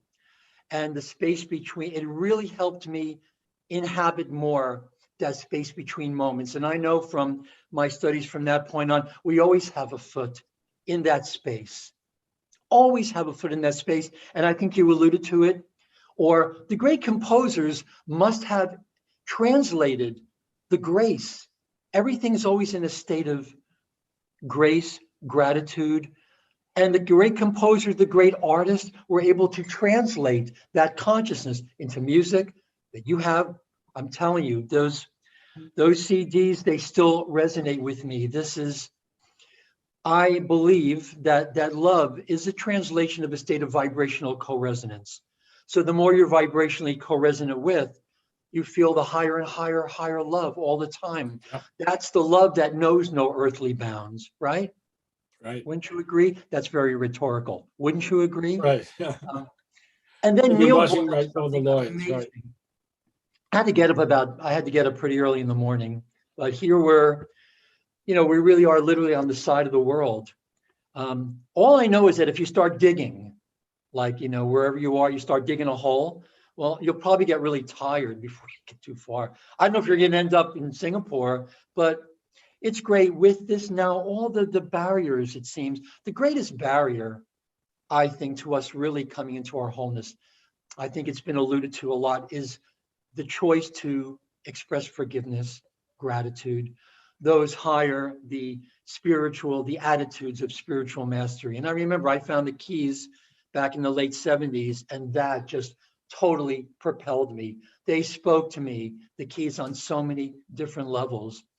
And the portal to ascension here is truly a portal to ascension. We have gates of light. The Kabbalists talk about gates of light. And whether in all language patterns, very important to understand. Have you ever noticed that people that are channeling light language now, they're sounding very similar? Yes. There's a reason for that, because the first languages we're going to be channeling are our mother tongues, the ones that are closest to us genetically. Pleiadian, Syrian languages. There's a lot of names for this language. Mua, Anuhazi, Vatan, Vatanian. So the reason it's sounding very similar, and similar to, say, Navajo, a little ancient Chinese, Japanese, and a little Tibetan, is because these are our mother tongues, closest to us genetically, closest to us in consciousness. And Neil brought up something that was so important. It is ourselves. We have many, many higher selves, many singular, of course, all connected, but many singular identities in time, in many dimensions, in many universes. And this contact that we're having, a lot of that contact is with our higher future selves. I even think a lot of people confuse, I'm sure many of us have past lives, but we have simultaneous incarnations in various time space coordinates in this three-dimensional harmonic universe. This is our immediate incarnational or soul family. So Neil, you just hit it right on the head. We are having communication in many cases, if not most, with identities that are very related to us. They are our higher selves. They are members of our angelic collectives, archangelic collectives. We evolve. Ascension is probably nothing more or less than multidimensional identity integration. It is the evolutionary objective. Since the creation of the original, I think in the I can't wait for the galactic heritage. What's it called? Did I just invite myself as a speaker? You were invited. Well, it's a Galactic Heritage and Unlimited Human Potential Conference. Did I just invite myself on it, on the panel? No, I cannot wait. These portal to ascension, they open up. Remember, every language pattern, whether it's written or spoken, sung, chanted, whether it comes from Stephen's music. And Stephen's music, from the very start, I'm lucky I got onto it from the get-go. And I think through the Hurtax, I think great gifts from God, great gifts from Spirit. And I am just so eternally and perpetually grateful. And it really does get you, I think, the energy, the consciousness itself of the higher spiritual etiquette, forgiveness, grace, compassion, patience. Because again, Wallace Waddle says, if it doesn't come in the shape that you expected, don't give up. Right, Steve? Right on the cusp of people manifesting their dreams because it doesn't come in the way they expected it. Right on the cusp of manifesting it, they give up. But I think if every people certainly need to learn this true dimensional structure of time matrices and whatnot. That's very important knowledge. When people have intuitions, it just didn't, well, it did come out of the blue, technically, but it's knowledge based. We're getting that intuition. It's not, it's information, it's knowledge from our higher selves. So, and it comes to us as intuition, because we don't know where it came from, but that flash of insight or intuition, the aha moments when your hairs stand up, this is knowledge based. Knowledge is a good thing. Isaiah, my people perish for lack of knowledge. Knowledge is experiential. Yeah. And the music, I think, cuts right through any levels of cerebral mediation. It really touches the soul. And we have many simultaneous incarnations in many, many time cycles. It is ourselves speaking with ourselves. So Neil, that was so important to bring up. I got thrown out of my first, I'm on a roll now. I got thrown out of my first Hebrew school. It was in Newark. It was an Orthodox Hebrew school because it was close to our home. They went to all the children. Remember, this is 8 years old, what God was. And I said, when it came to me, truth, I said, God is a black woman. Where did I get that from? Where did I get 8 years old? I'm watching, Felix the Cat. Where do I get this stuff? I probably did get it from Felix the Cat, now that I think about it. But, mastership is always coming in many, many forms. Many, many forms. I love what you said about, and it's been said a few times, Claire said it as well, the experience, it's experiential. And when we say that, we're not talking about duality. Experience is not polarized, it's just experience. And you even said a negative thought form wants to manifest itself in fullness, right? It wants to experience itself. If that's the nature of thought, that whether it's this thought or that thought, it wants to experience itself, where's the judgment in the fact that you have that negative thought? If that is the nature of reality, right? So that puts the judgment aside of the polarization element, and then we really start concentrating on the real reasons we're here, which is to experience. And then just I feel just like when we come from that heart-centered space, we always intend to do what is beneficial for others, right? And when you say gratitude, that's really what it is. So how do you be experiential? How do you be neutral and quantumous and not engage in duality on such an extreme? Is through the lens of gratitude, I believe. Absolutely. I think these are the most powerful forces, consciousness for healing on the planet.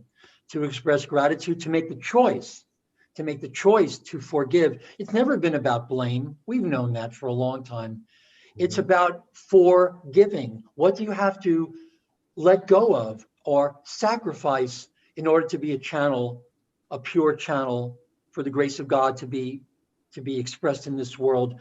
You make a choice. It's forgiving, the Pistis Sophia, the beautiful Pistis Sophia. With forgiveness, the soul is declared innocent of all intensifications of karma. This is the Hertax commentary on the Pistis Sophia. The Pistis Sophia is so complex. It really takes a commentary. Jesus, Yeshua, whatever, Dr. J, talks about how he actually found his mother, a birth mother. He scanned the world looking for a virgin. He was looking for a soul in a state of innocence. He was looking for a virgin. You go back to the Proto-Aramaic Canaanite. A virgin is a creative energy that lives in a state of innocence. He was looking for a birth mother that had no residual karmic miasmic buildup, because what good would it have done to fulfill that contract if he had come in through and had to take on all that karma, So he was looking for a creative energy, female, just like Pistis Sophia, that lived in a state of innocence. And I think a lot of our work here is to return to that state of innocence. To return to that state of innocence. And we do that, and again, with perpetual forgiveness. It's in the Pistis Sophia word for word. Yeah. The soul is declared innocent.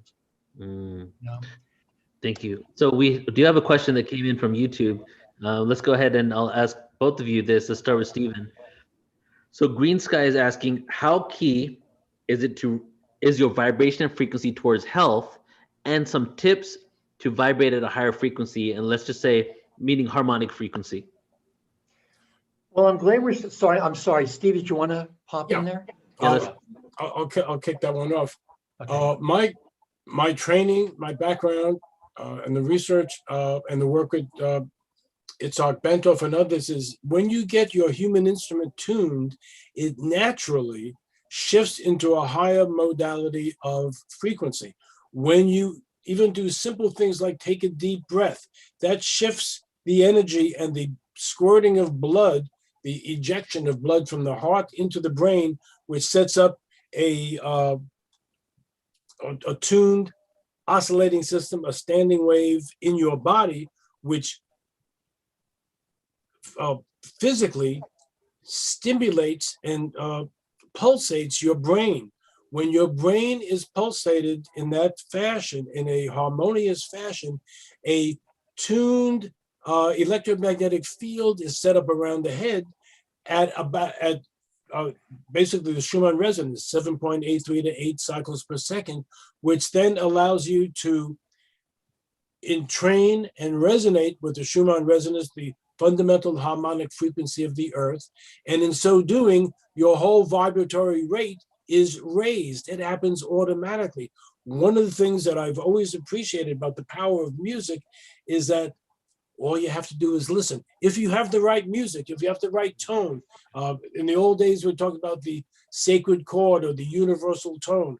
Carlos Santana's book has that, his search. That was part of my search. We had some of the same teachers. So it's not surprising that we had the same search. Many musicians, whether it was on trumpet or saxophone or whatever, searched to have their own sound. My sound came in through the Fender Rhodes electric piano. No one else was playing that in a healing modality. There were some jazz guys and some funk and R&B guys were doing it. And that was great. I did that also with some other bands. But as a healing modality, when you give your body a chance, it wants to raise its vibratory rate. Getting out in nature is another way to raise your vibratory rate. Giving yourself that space, and of course, getting into the silence gives your body a natural ability and natural opportunity to raise its vibration, because that's what it wants to do. The body wants to be in harmony. The body wants to be in tune. Your body, mind, and spirit want to be in tune, and everything around us, from most of the music around us to the commercials on TV to most TV shows, which has so much stress, to 5G and what's happening with our cell phones around us, are being bathed in all the electromagnetic frequency pollution. All those are keeping our vibratory frequencies down. So that's why we need to do more consciously and proactively to raise our vibration. And that's one of the reasons that I listen to some of my own music, because I know what goes into it and I know how I feel. And I'm one of the few musicians I found out that listens to his own music. I was shocked when I found out that most musicians, when they do their album, they put it away and never listen to it again. I listen to it all with all my lady friends. And I've never been in a relationship that my partner did not resonate with the music, but it gets us both higher and brings us into rapport and brings us into alignment where our frequencies, and then when two or more of us are gathered, you raise your frequencies even higher.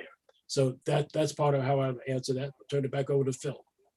Yeah, I don't know how much time we have. I could like to let the harp do some of the talking here. Well, there's no hard stop. There's no hard stop, Phil. So you can we can do both. Yeah, I knew what I was going to say until Steve started talking again, and then I'm just immersed in his words. So you can play the harp then if you like. Okay. You want to do a little freestyling? Yeah, I was thinking. Yeah, that was cool. I don't know with the Zoom, it's hard to. I wanted to jam with so many people, but still, there's that. It's hard to synchronize it when you're on the Zoom call. But let's see how it works. Otherwise, I'll just do it after. Can everybody hear this?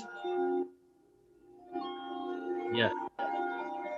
Here, I'll try to make it more. This is, by the way, my Adirondack, my Oscar Schmidt Appalachian style. Right. I think everybody should get one of these. There's hundreds of them on eBay, hundreds of them. And if you're in the States, the shipping isn't that much. There are literally hundreds of them. I play an Appalachian style Oscar Schmidt auto harp here. Is there a learning curve on being able to master that, like a pretty big one, or is it fairly? Oh, when you pentatonically, it's hard not to. That's right, Stephen. It's tuned basically to one chord. Although I tweak it every so often, it's tuned to pretty much an F sharp. But it's interesting, I had the dickens of a time this morning getting it tuned. There's a lot happening right now. And it's kind of like I'm having a little difficult time keeping this in tune. Or I think what it really wants, I think it's conscious, like the rock in your hand. You want to throw it at somebody. The rock has no choice in it right now.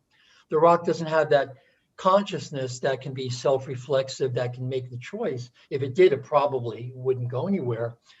But I think this harp, as a consciousness, I think it wants to express itself a little bit differently now. I think it wants to be, it's been in the F sharp more or less for many, many years, which is a wonderful tuning, as we know.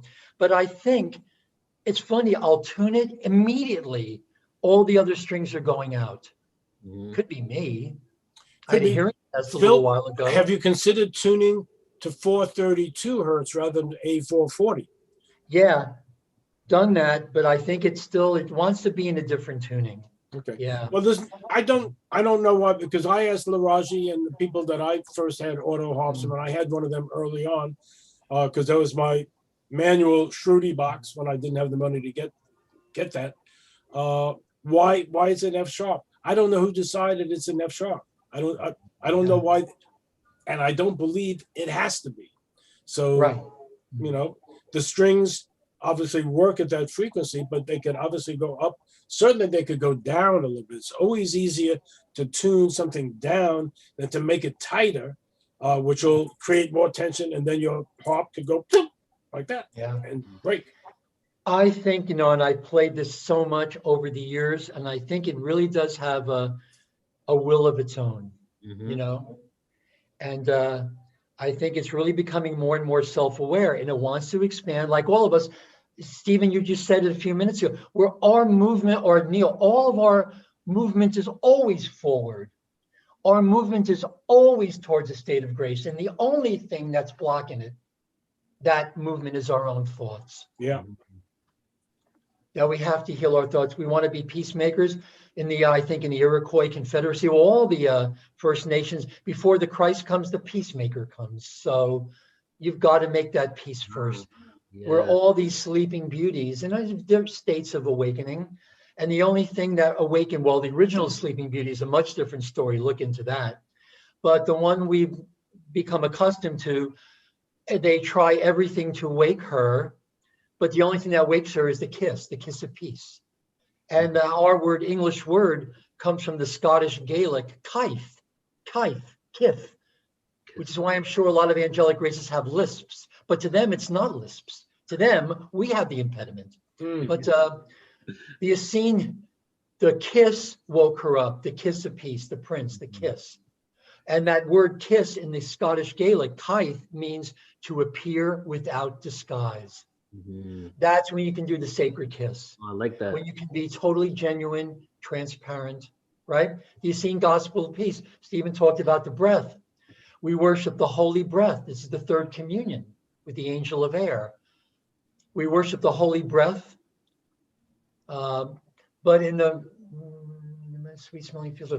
But in the moment betwixt the breathing in and breathing out is hidden all the mysteries of the infinite garden.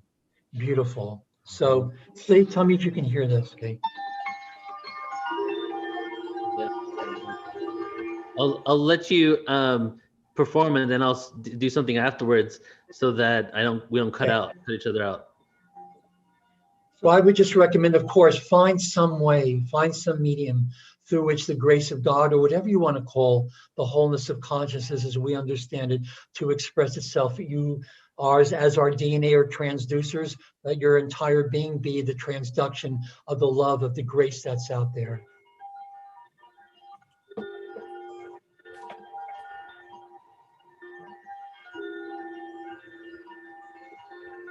Because remember, the truth is out there in there, but the truth alone won't do it. It's what you do with the truth. We're all feathers in each other's wings.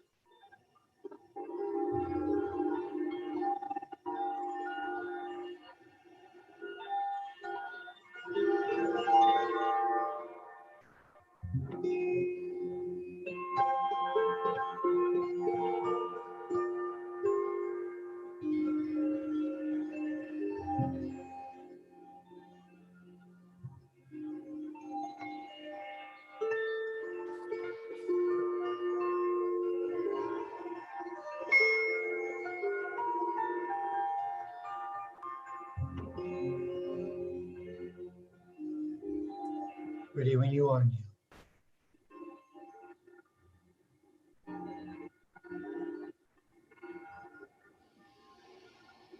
We are the ancient ones. The primordial sound vibrating from the worlds up high, down below in the ground, coming from Father Sky to Mother Earth in order to bless us. We have been rebirthed again, manifesting from higher dimensions into lower density so that we can be here to please our own higher selves, own lower selves, for every simultaneous life to come here so that we can help ourselves and help the planet and help each other so that we can remember who we are. Fragmentations from the multiple stars, solar systems exploding and reincarnating and rebirthing, and nebulae coming over and over and over again. This world will never end. There is no time like we have been perceiving for so many days and minds, and time is just an illusion. because through all this confusion, the words will still be protruding out of the cosmos down to earth, so that we can use the spoken word to all realize our cosmic worth, because we are worth more than that we've been told. We are here from the days of old. We're the oldest of souls, incarnated now in order to remember who we are. We are supernovas, we are stars. We've come here from galaxies far, far away, the depths of space, in order to encase the mindset that we thought that we had lost the amnesia, but we have already paid the cost, and now it is time to open the doors. Open the gates of a world that we know is possible. We have the intellect, the knowledge, we have the spirituality, the intuition, and we have everything we need to be the seeds, to plant the trees, so that we can be free.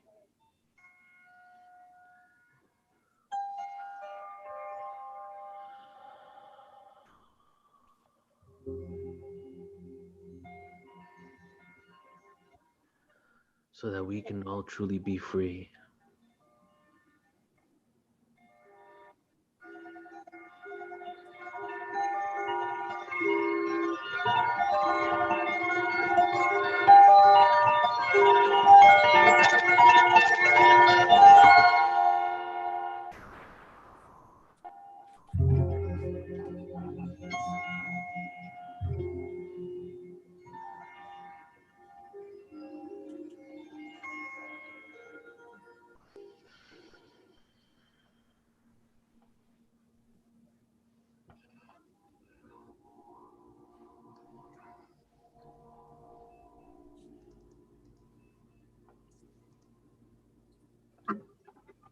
Thank you, Phil. Neil. Did the sound come out all right? With that? It's okay. Phil, someone's asking, can you remind of the instrument? It's an auto harp. An auto harp. I just took the buttons off. You know that when you see a folk auto harp, you would press buttons, it would mute some strings, leave others open, and those are the chords. I took that whole assembly off and I just tuned it open tuning. You can't go wrong. Right, and what do you mean by open tuning? Is a pentatonic scale. So it's like the 1, the 2, the 4, well, 1, 2, 3, and the 5 and the 6. So you leave out the 4th, which is enharmonic, and the 7th, and that way all the notes fit together. That, of course, is the basis of ancient Chinese music, a lot of Japanese music with a different set of frequencies, and the basis of certainly all the tracks on Chakra Suite and many of my albums. That's one of the reasons why the music doesn't have a built-in stress factor. If I could just take one other second, one of the things that most music has, which is baked into the musical structure, and where that whole Western European tradition comes from, is what I've termed the scaleless interruptus phenomenon. If I sing this little phrase, the familiar pattern of ascending frequencies, do, re, mi, fa, sol, la, ti, and I don't sing that last note, most people are holding the breath. You could hear that note in your head. You know what's supposed to happen. Do. It creates stress when you're waiting for that. Our left brain anticipates where the music is going, projects into the future, and that makes you stressed in the present. You can't be relaxed in the present moment. So most music is intrinsically, compositionally, not your wisest choice for relaxation and meditation, because it always draws you away from yourself, away from balance, and into another place. And that's part of the whole basis of mindfulness, tuning into the present moment, tuning into an awareness of now, the power of now, as Eckhart Tolle talks about it. And that's why that's been a centerpiece of my teachings over the years, and it's built into the music. So, but on my website and on my YouTube channel, there is a little demonstration of that. And when I share that with the audiences, it is amazing. That little demonstration makes more of an impact than 10 minutes of scientific discourse that I could give them on entrainment or something else.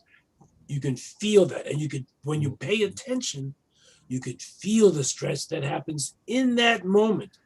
And if we had muscle testing going on, I could show you how that stress will weaken your behavioral and applied kinesiology response. But that's not well known. And that's what is desired in the music industry. When my album, Deep Alpha, came out, Billboard and the Grammys called me and said, you know, you got a spelling error on your cover. I said, no, I don't. They say, yeah, you spelled entertainment wrong. And I said, no, let me teach you what the concept of entrainment is. And I was ready to say something kind of cute. And when I won the Grammy, and I didn't, so I didn't get a chance to say it and get pulled off the stage. But it was really cute when they, in the music biz, didn't know what entrainment was. With anybody, musicians generally, but these were staff, so maybe they're not musicians. But it's a concept that everyone in the world should know. It's never taught in school. Some of the things that should be taught in school, forget just reading little black dots on white paper written by dead white European musicians. People have feel music in different parts of their body. Feel it as it brings their brain into balance and how it affects their breathing. So that's part of the magic. Again, with the right music, all you got to do is listen. Yes. And that just goes back to the point of like that we've been operating very unconsciously within music for, many different aspects. But when we speak about music in particular, music affects us on the cellular level, on the spiritual level. Let's just get rid of all the spiritual stuff and just talk about the fact that vibration affects our bodies and cells, right? And that's something that conventional people can accept. But the fact that we're not doing enough research to realize what vibrations we're putting out and allowing people to hear, even it's not like we got to eradicate entire genres, but the same music can be tuned differently or entrained differently to create different experiences, like you'd spoke about before, right? So I feel that's what's been happening, as you mentioned in the beginning, that, back then there wasn't as much going on. The last 20 years, it's been really taking off, this whole entrainment and sound healing thing. And people within the music industry that might just have been workers, but I'm sure a lot of musicians probably don't even know what entrainment is. And That's true. It's been lost to us for quite some time, but now it's time to relearn, re-educate. Phil, did you want to jump in? No, I was thinking of that song, That's Entertainment, Da, da, da, da, da, da, da, da, da, that's entertainment. Remix. No, I'm just really digging this. So we're coming to a close for today. Before we end, Stephen, do you want to say any last few words for today, and maybe again tell people where they can find out more info? And I know you said that at the end of this year, I think you were coming up with a project. Is that the case, that you're working on something right now? Well, what I've been working on for a number of years, is my memoir that will share some of the stories behind my spiritual awakening through music and my musical awakening through my spiritual development, and how those two forces have been woven together through my life, how they've manifested, and where some of the breakthroughs have happened in the recording studio, some of which have, in the studio, they've all been captured on tape, so I can talk about that, but also some of the times when light beings would manifest in the studio, or we have some footage of that. And most of the time, because it's just me and the engineer, there's no one taking pictures. So it's not known, but that story, how I met Dr. Hertak, and how I've worked with some of the other scientists, and then, of course, some of the teachings, some things that we've been talking about. And I had forgotten how many articles I've written for all the New Age magazines back in the 70s and 80s. Some of the phrases that you just used, which I learned from the quantum physicists, about every atom, molecule, cell, and gland is resonated by incoming frequencies, and anything that resonates also sends out those frequencies. And that's one of the other reasons why intention is so important. why sending out positive thoughts is so important, and why our bodies are so powerfully affected by sound. So I'll be talking about all of that. The website, stephenhalpernmusic.com, YouTube, which has some lectures, which has some teachings and a lot of great videos. And you can tell if it's my video, there's actually a video. YouTube does a thing where they just take a picture of your album and they call it a video. Those aren't mine. I have no control over that. But that's youtube.com, Stephen Halpern Music. And there are ways to contact me through Twitter and Facebook and email through my website. So blessings and stay tuned. Beautiful. Thank you so much, Stephen. Appreciate you so much, brother. And thank you for being here, sharing your awareness with us. I just put my email down if anybody wants to get in touch with me for any reason. No, Stephen is absolutely right. These things come to us called theta wavefronts, hit the brain. Brain acts as frequency analyzers, reconfigures it. The secret is that all language patterns, again, whether sung, written, spoken, music, art, light languages, they're converted into electrical impulse. And they are very powerful electromagnetic mathematical programs, and they will open up the gates of light. They will open up for illumination until, remember Emoto's work. Remember what not only, I met Emoto back in 2006, you see just by projecting thoughts of forgiveness, gratitude, that crystal holds and radiates so much light. It's the structure of the crystal, the complexity, the structure of it. So just imagine that if you become the living embodiments of forgiveness, grace, all those higher spiritual qualities, every crystal and microcrystal in your body will be able to hold and radiate that light. That's when you become a presence, a true presence, as Jesus said, that Marys, all the Marys, had the effulgence of light. And I'm still convinced, and I always will, that Jesus chose his disciples because of their wives. Their wives knew, but he couldn't just enlist the women directly. He had to choose his disciples who brought their wives along, who did most of the translation. Read the Pisa Sophia, right? Mary Magdalene has to she has to interpret the teachings for the disciples because they were pretty clueless. But it's all good. Again, the movement is always towards a state of grace. Heal our thoughts. And we can begin to think, as the Keys of Enoch talks about, to think in divine pictures. Right. And then, and then project those divine pictures into the world, Yeah. Beautiful, exactly. Awesome. So we're going to close out now, guys. Thank you so much, Stephen. Thank you, Phil. Appreciate you both so much for being here. We'll be seeing you guys very soon. All right. Cool. Namaste, everybody. This is Portal to Ascension. Thank you, Neil. God bless you. God bless you all. Thank you so much. Thank you. Love you both. Okay. All right, everybody. So this is the last few minutes of the conference. I hope you guys had a great time. This was pretty awesome. And, for me, when I had planned to do this event, for quite a few months ago. And then when we did the first one, I already wanted to do this one here.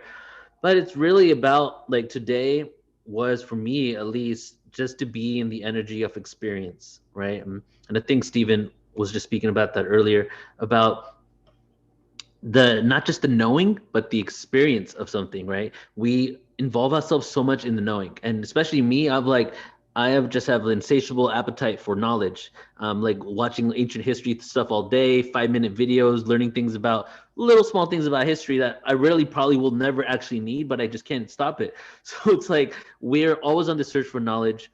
We are here on this planet where it's almost like we are told to be human doings rather than human beings. We focus so much on what we do and who we want to be, then we don't actually focus on being.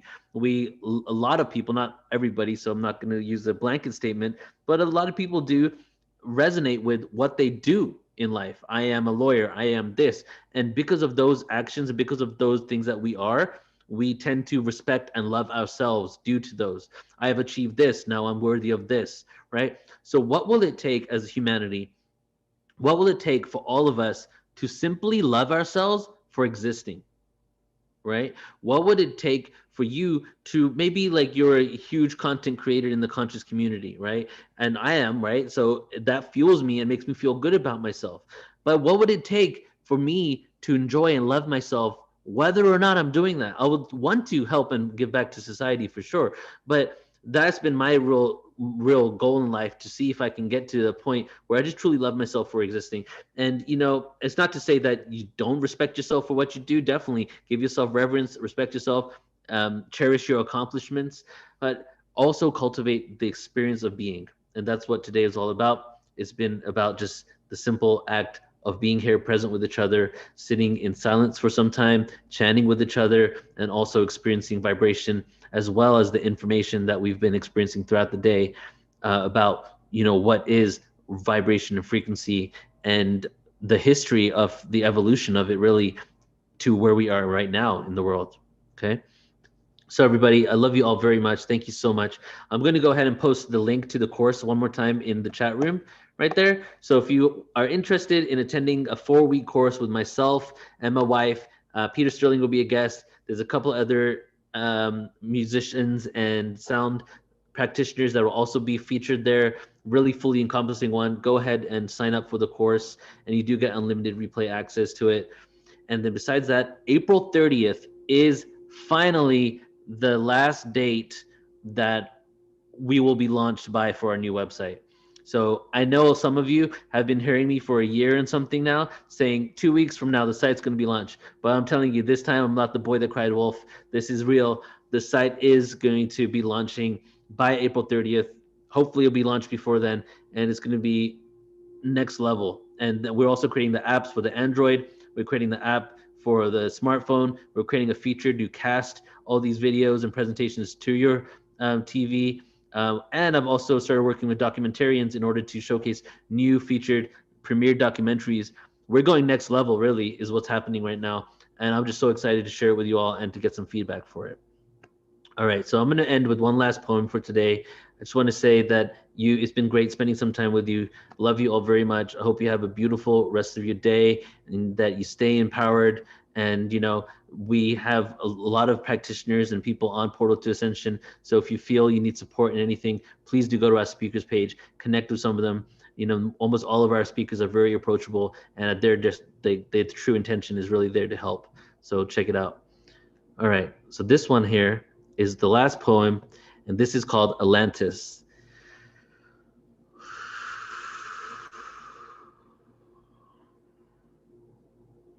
So are we one yet? Going back to source. No remorse when reinforce the course that we all endorse. Unconditional love. It's the highest vibration, a gift from above. Desolation of separation. We must be the ones to say this is enough. You see the third dimension, man? It was meant to be tough. There is no captivity, so unlock the cuffs. Move away from hate and trust. Begin to trust. No more anger or lust. Our thought shifts the Earth's crest to a straight axis. Just like in Atlantis, stop causing damage and learn to manage self-realization. When people start to vanish when we change our intentions and join the like-minded souls in the fifth dimension, this is the beginning of our oversoul mission. What is it that you envision? The Christ consciousness has arisen. Tear the perception of being in a prison, this industrial system, slumber of opposites, duality, where we get lost and forget how to achieve liberation. The curiosity won't last for long at all as you move to the aquatic age, break free from the third dimensional cage of limitations, Freemasons being misplaced in this illusionary reality. Governing authorities, there will be no more war. Co-create a love ambassador, open the doors. Life isn't supposed to be a chore. No getting on your knees, worshiping entities from the floor. The message is simple, man, we don't need to know anymore. We are the ones that we've been waiting for. We are the ones that we've been waiting for. We are the ones that we've been waiting for. And the time is now to create beauty, heaven, peace on earth, and we're going to do it together. Love you all. Have a beautiful night. See you guys later.